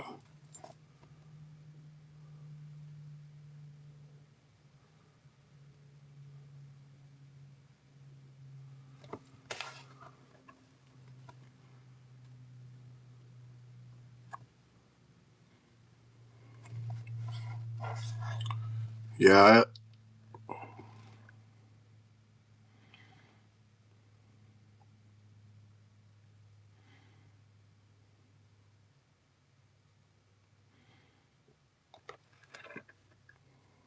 Well, my thing is that if I had a studio, I would definitely make sure it's close to my home.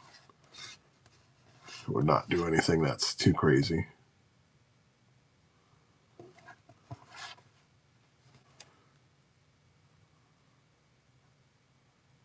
I had a chance to get some art space years ago, and oh, here's switcher.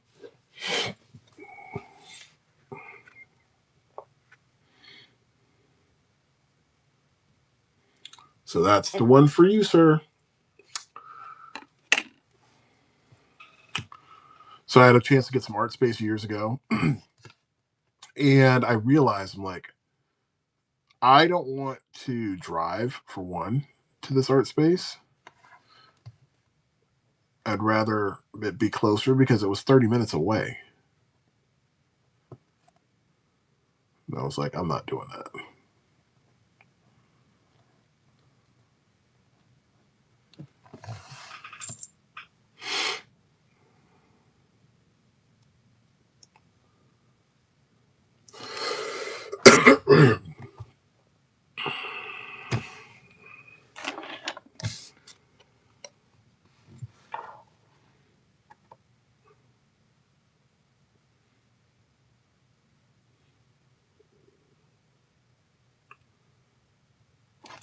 Yeah, I mean, they have.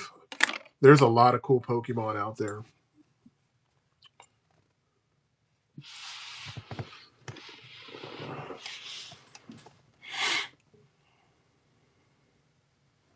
Yeah, your dog is pretty dope, Kay.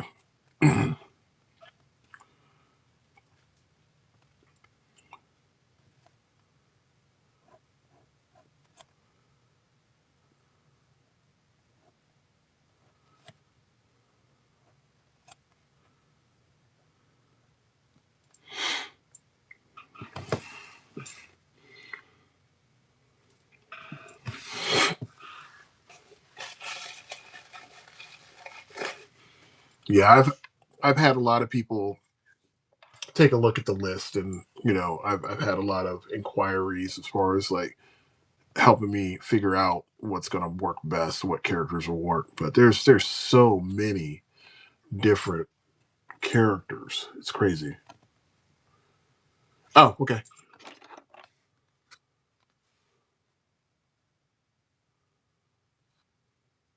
Okay, got it. Yeah, I was going to send you a picture of it anyway.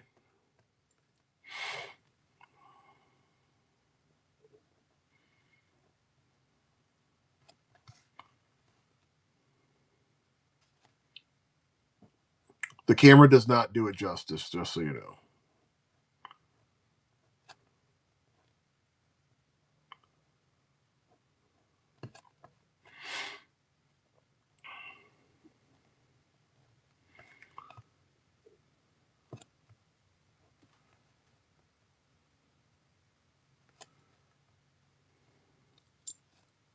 Well, I appreciate that. Yeah, I just want to. I wish it. I wish the camera would give you a better piece.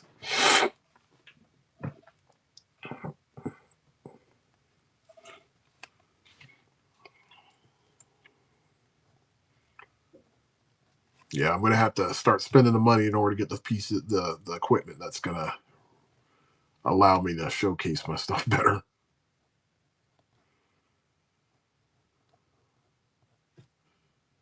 I don't like to splurge on a lot of stuff. I'm still rocking an iPhone 12. I will not buy a new one until mine dies.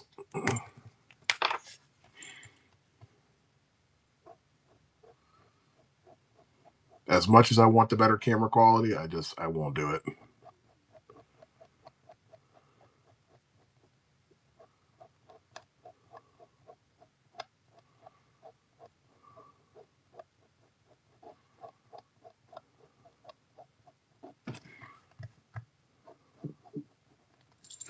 What that time was. Okay, cool. I got 18 minutes. I'm in good shape.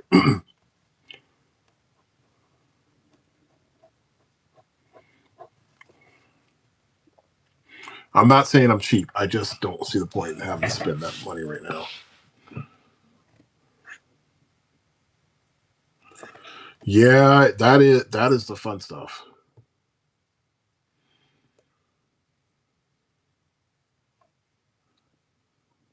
True.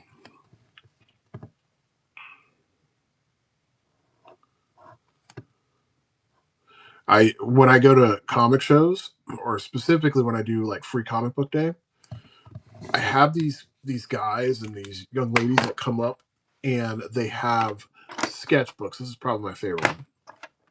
But they'll come in with sketchbooks of different commissions of like characters that they love. That is so cool when you're a part of that.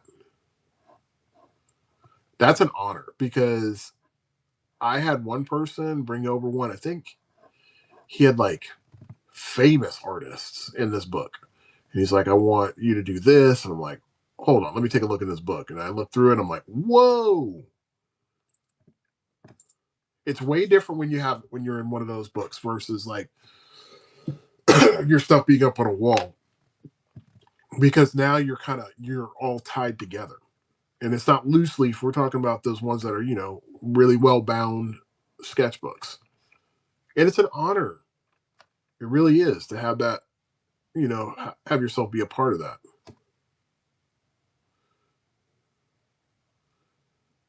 You almost have this sense where you're like, I shouldn't be doing this. I feel like I'm defacing your book if I put myself in here. But then you get past that and you're like, yeah, now I'm in that book.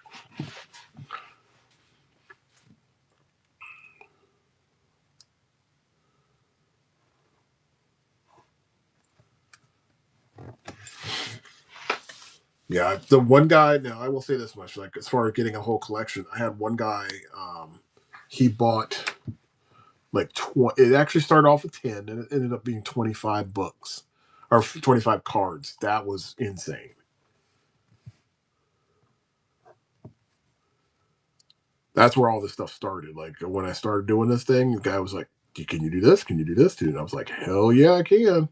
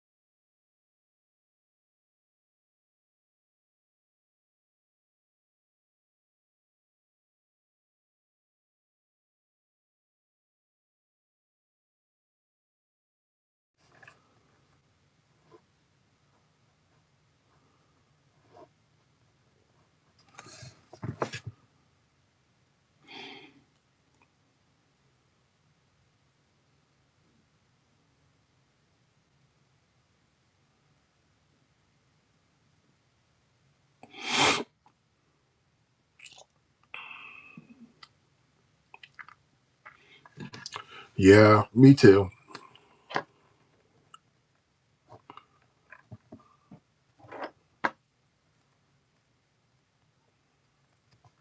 Hey, Miss Liz, how are you doing?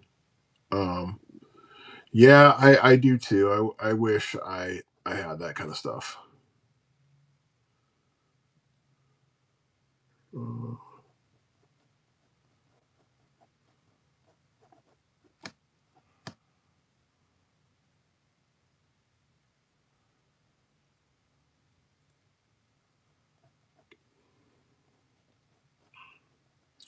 yeah, but I also think there's something to be said about you being able to do some art.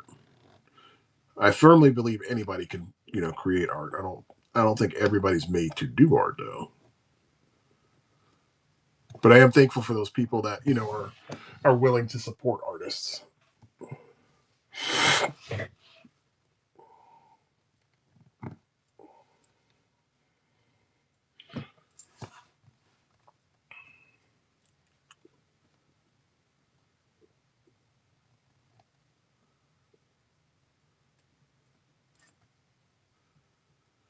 Yeah, I mean, I have a couple of sketchbooks that I keep. Um, I wish I could figure out a way to really scan them and get good quality out of them. Hey, Supplement, I wish I could, but it's okay that I don't.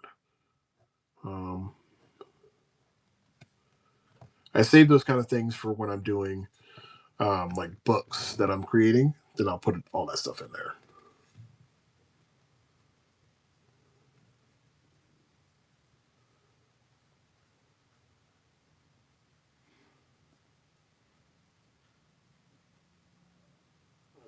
Yeah, I agree, 100%.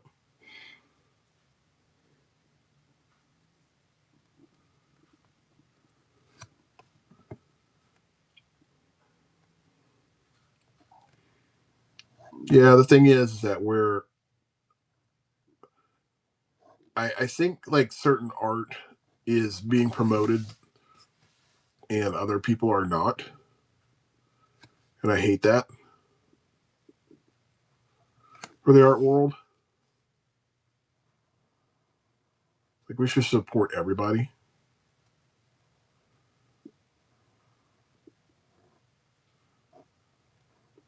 But to that other side, we should also have it where people um, are stop being scared of showcasing their artwork.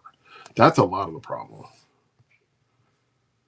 Artists have to get past this part where they're scared to showcase their stuff. Who gives a shit if somebody doesn't like your work?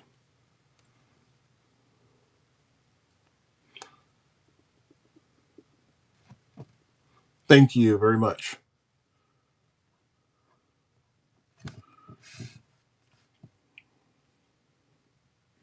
Yeah, you can't support artists if you don't get them to showcase their stuff. I have so many people that are so talented. I'm like, why are you not showing your stuff?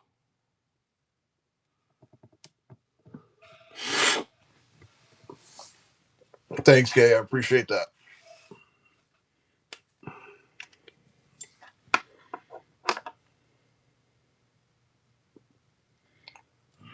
Yeah, I want some of Kay's line artwork. I prefer that. That stuff is so clean. Jesus, man.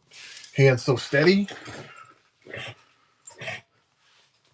I want some of that those geographic pieces. Those things are great.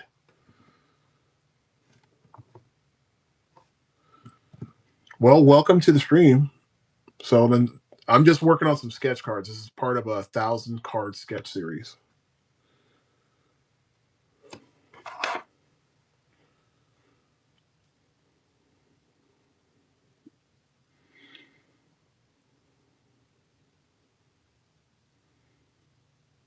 You can go on there onto my inventory. You can purchase however many cards you want and just let me know what you want to have done.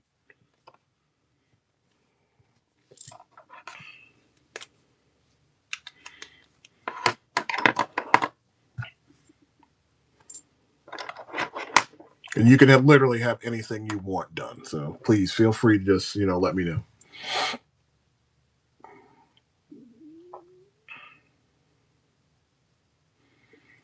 Jesus, till mid-February. See, it's good to be a great artist.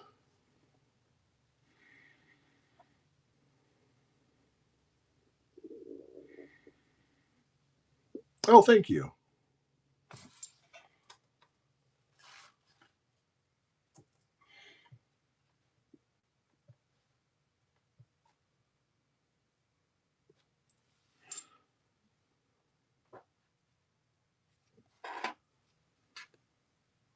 Yes, thank you, goodness, for that you said that, Gabe.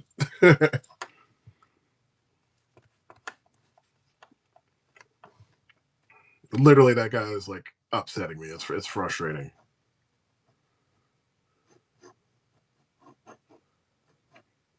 For those of you that don't know, there's this character right here. This guy right here. His name's Kazar. He's like George of the Jungle for Marvel. I'm frustrated. I don't want to do it. All right, let me put you down for April O'Neil. Which April O'Neil do you want? You want old school April O'Neil?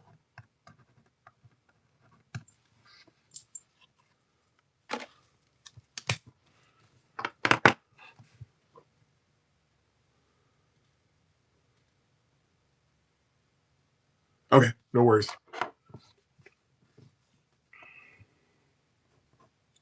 Yeah, I gotta find out which one she wants. But she's gotta deal with something right now.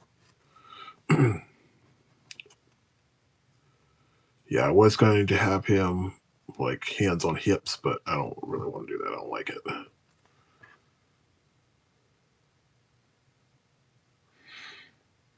Yeah, I think that's the problem that I'm having with him. Like, I want to make him more dynamic, but there's nothing to him.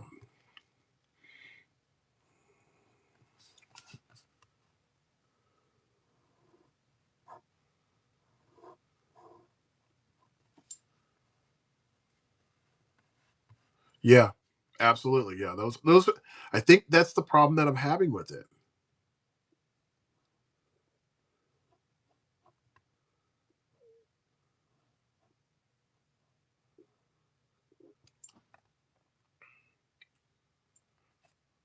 I'm so used to doing more, involved characters. It's hard to kind of like bring it down.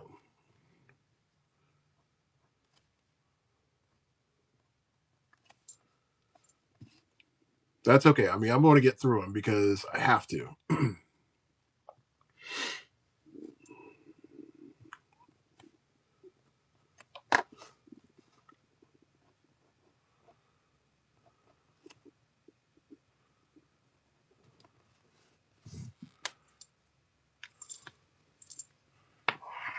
Yeah. So, just to give you a little bit of filler here, Sullivan.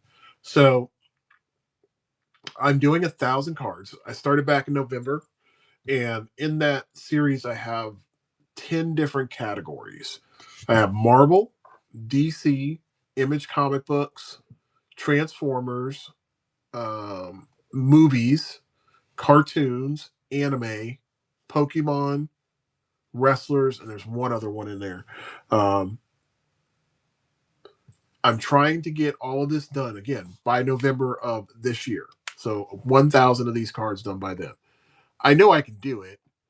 Um, it's just doing this in addition to the other commissions and other work that I do, but I know I'm going to be able to pull this guy off. I'm almost done with the Marvel set. I'm supposed to be going to DC next, but I'm kind of wanting to not do that, just to kind of break things up and do something different. But once I get this done, we move on to something new. 1,000 sounds insane, but it's really not too bad. I've said it before many times. I mean, I've done over 700. Did it back in COVID, and that came out really, really good. That was a lot of fun to do. Okay. Alrighty. So you just let me know which one you want to do, and if you want to do that, and I'll hook you up. I'll make it look good. Yeah, DC is supposed to be next, but I'm trying to decide how bad I want to do DC next. It's supposed to be.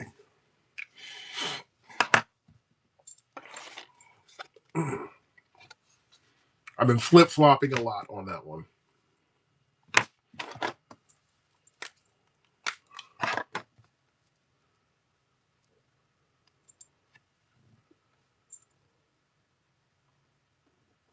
Yeah, I mean, it's still the plan. The good part is that the DC stuff, I already have it mapped out what I want to do. Oops, hold on, it's supposed to go there. Okay. I've already done 36 mock-ups, I think.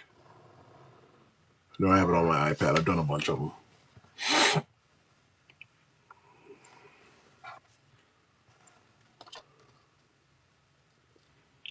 love me some Star Wars. Darth Maul is my favorite character of all time.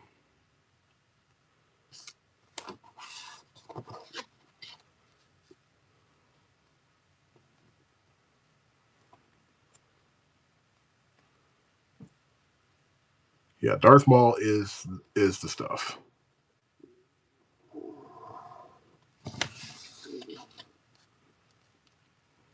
Yeah, have you ever seen that fan made The Apprentice? Oh my god, that is so good. That's the Darth Maul I want to see.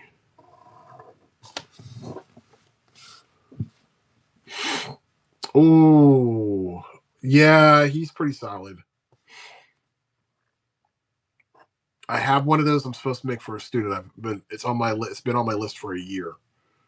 One of my students won a piece of fan art from me, and I still got to send it out to her. But that's the one. Doing him. It looks fun. There we go. I think Craven looks good.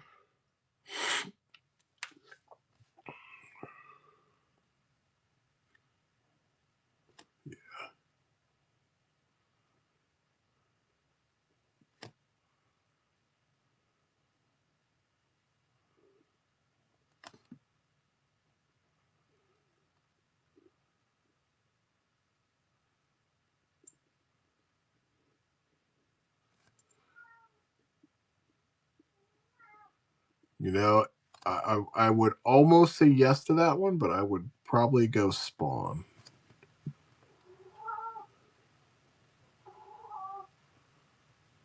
Because I love to see all the capes and everything.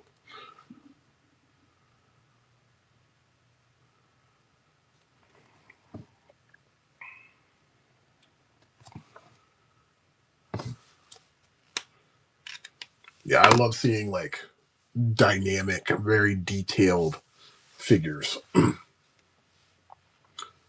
That works best for me. I wish like Todd McFarlane just released a line where he's doing like comic covers, but he's doing them in like they're sculpted out as figurines. He did one for New Mutants 98, which is the Deadpool cover, the first introduction to Deadpool. It was okay. He did one for 300, Amazing Spider-Man 300. But I want him to do them like the way that he does his Spawn ones. I want that detail. That's worth spending like $200-$300 for, having a figurine that big.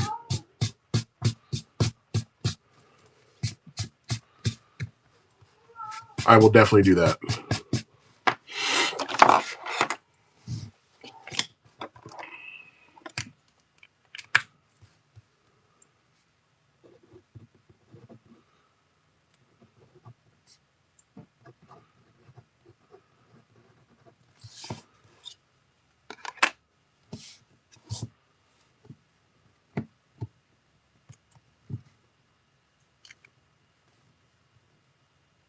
Oh, really?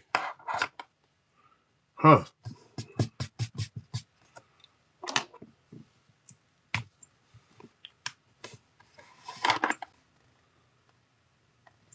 That sounds dope. All right, I got to figure out how I'm going to do his shading. I don't know. I don't know what kind of, like, what direction I want to go with. I think I'm going to go shade on the right.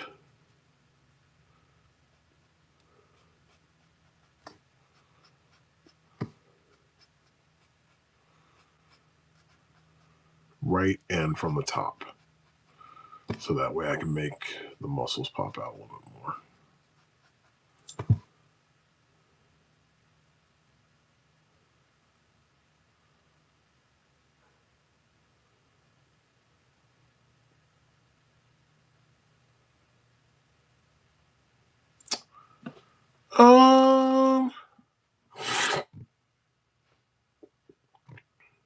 Possibly. I don't know.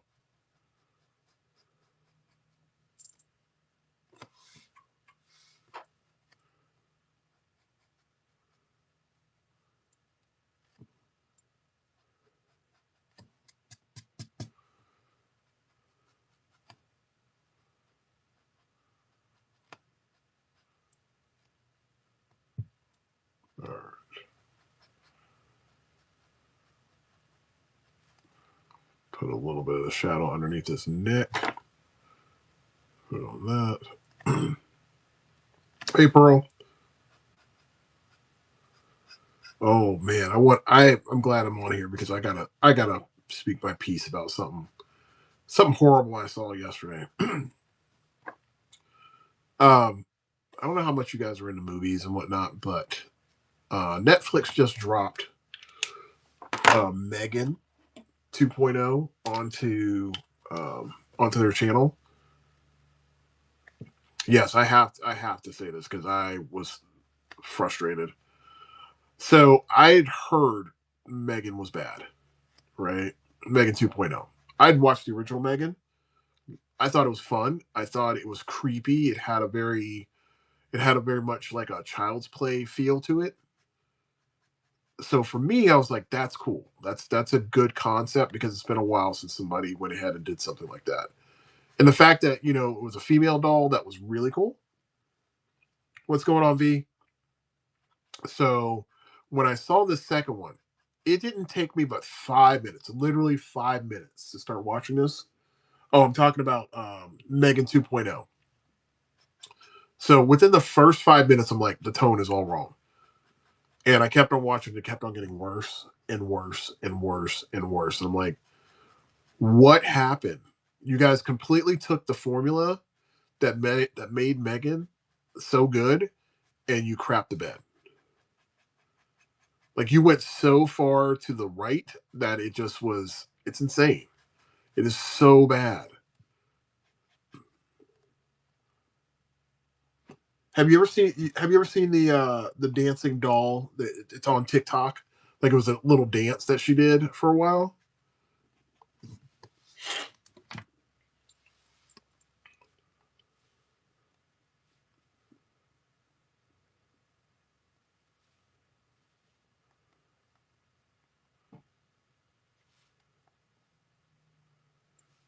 Have you ever seen that right there?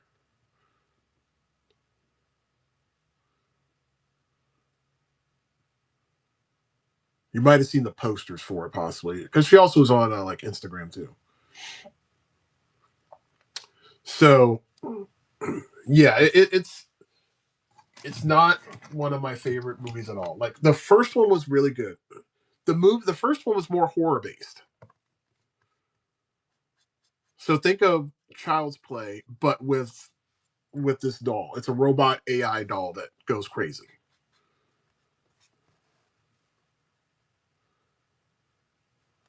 It literally is. It's just like that. It's just a new age version of Child's Play. AI gone crazy. That's how the first one was. The second one, literally, the AI doll is going against another doll, and they're doing martial arts and all this kind of weird shit. It no longer had creepy factor. It was trying to do what Terminator 2 did, but did it very poorly.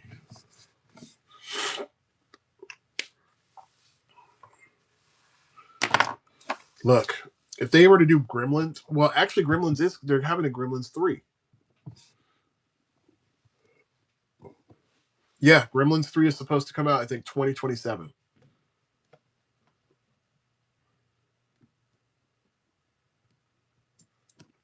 Look, only certain people know what Critters are, and Critters was awesome.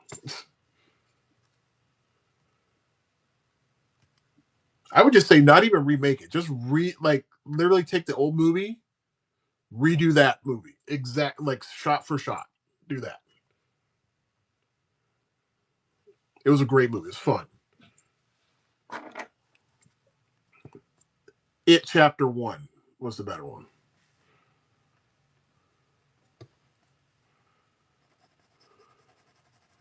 It Chapter 2 is trash.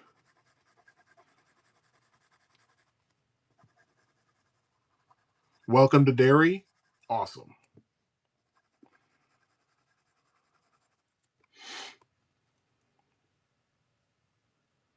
You never watched the new It?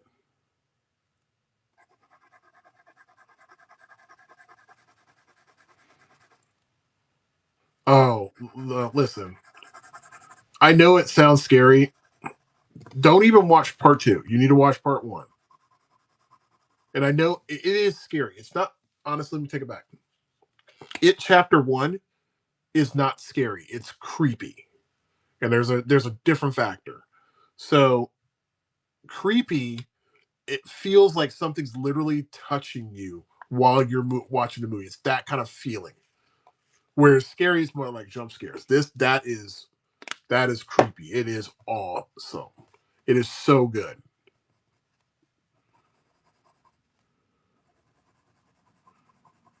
But when they went to chapter 2 just was not that.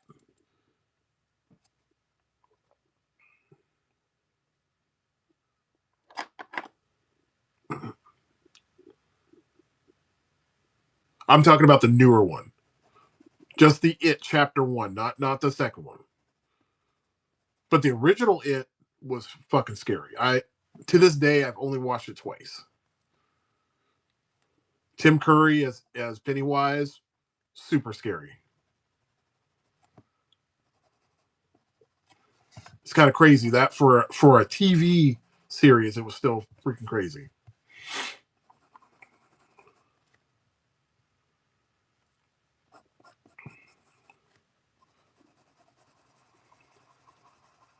Yeah, them as adults, not good. Yeah, you need to watch.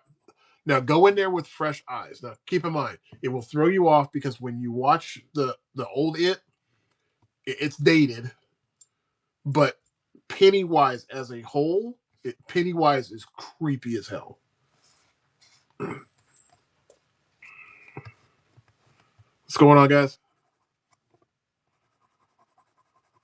Yeah, Tim Curry, because he's got such a unique voice as Pennywise, it's the thing of nightmares.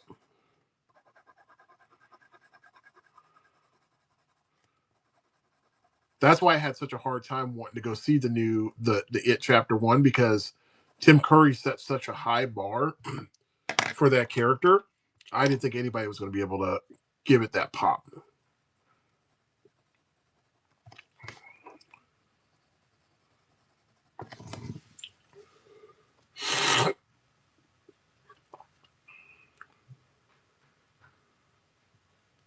Oh, that's cool. That's really cool.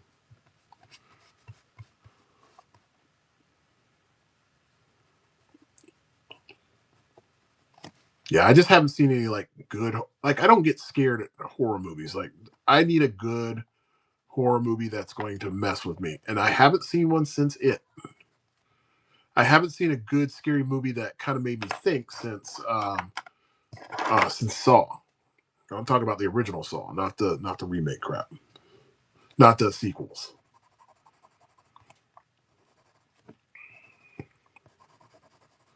Insidious was actually kind of good, though.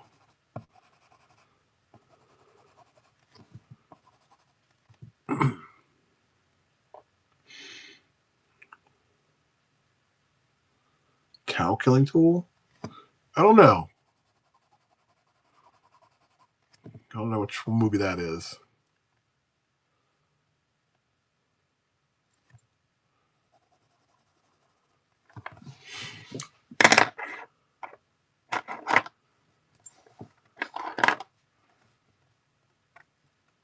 Oh, I'll have to look that one up. I'm not familiar with that one.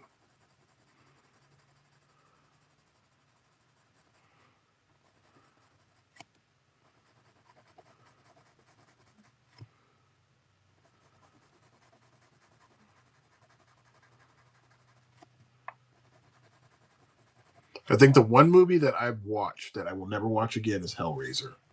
I will never watch Hellraiser 2, and I will never watch Hellraiser the original ever again. Those two movies have stuck with me to this day. I will never watch those movies again.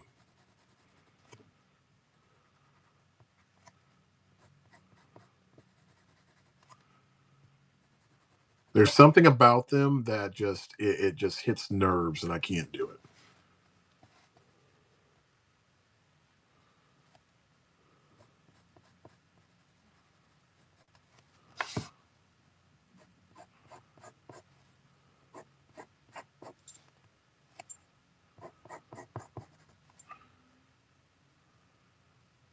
Yeah. Yeah. I just don't know what it is. There's certain movies that they're able to like trigger something in you, and you're just like, I can't. No, absolutely not.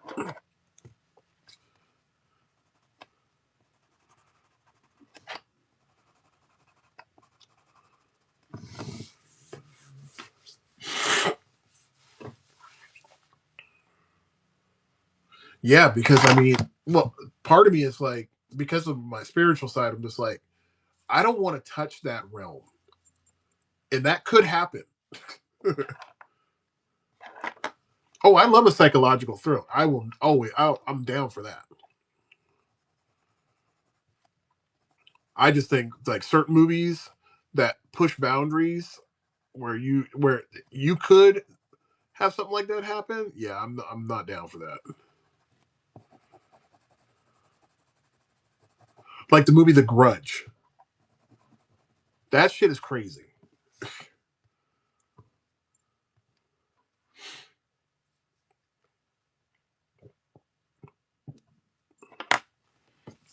Yeah, I get you on that. Those like watching stuff that yes, yeah. Have you ever seen a movie called Hostel?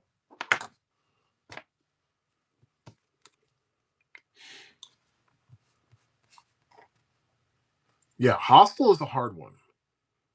Somebody got me to watch The Human Centipede. I just stumbled on that one, and I watched that. I'm like, never again. Nope, that's not happening.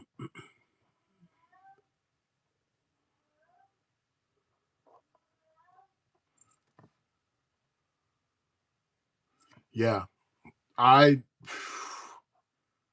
I could not believe that one. That one threw me for a loop.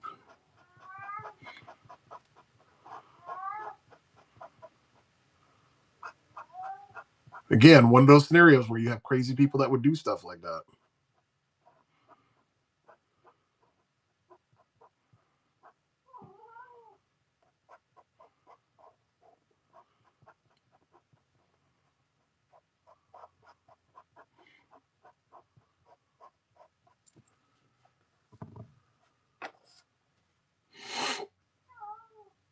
Yeah, I mean, again, like watching stuff from Japan, like those movies, because they are really good into the psychology of a person. That's why they hit harder. That's one of the reasons why Americans steal so many of those ideas, because they know that they could never pull off stuff like that. They deal with a lot of spirituality, and that's why it works so well.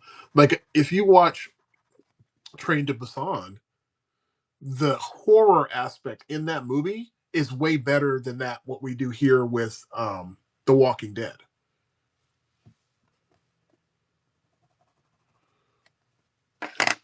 It's very visceral.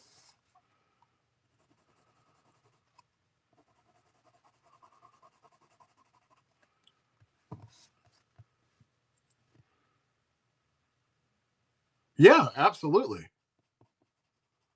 I love suggestions. What you got for me?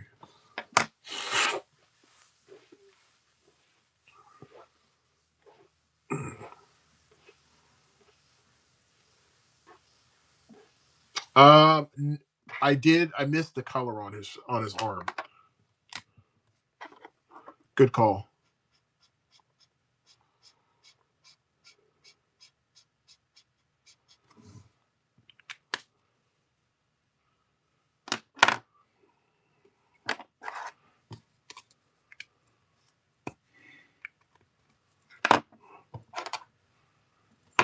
Shit, I'm looking for my. There it is. Give him a little bit of hair on his arm.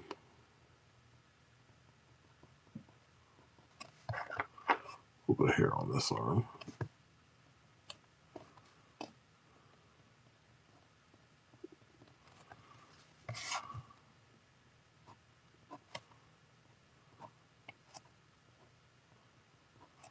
Yeah, one movie that could have been really good, but they've shit the bed on this one. I hate this movie.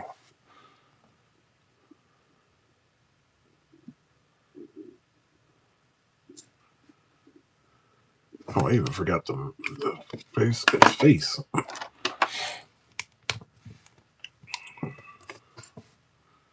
Gotta do this part. Completely missed that.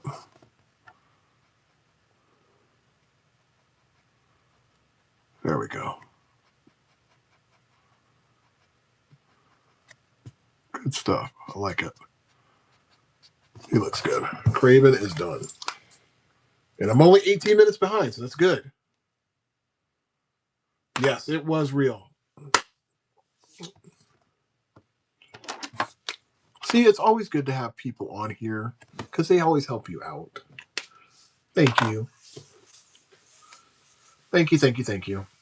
All right, so, okay, I'm going to do that April O'Neil for you. Sullivan, did you still want to go ahead and get something before I go ahead and call it a day on the cast, or you just want to take some time to look at what's available?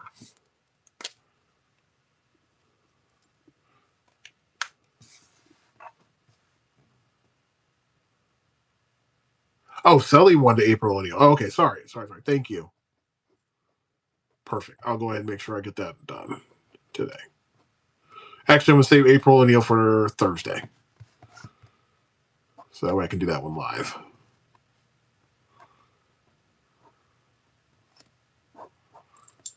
Cool.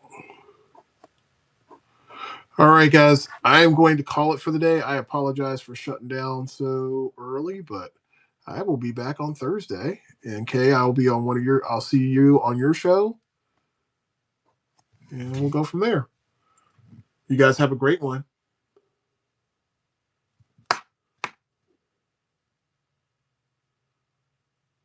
Yep, absolutely. You heard him in the background. All right, guys. I'll see you later. Have a good one. Have a very blessed day.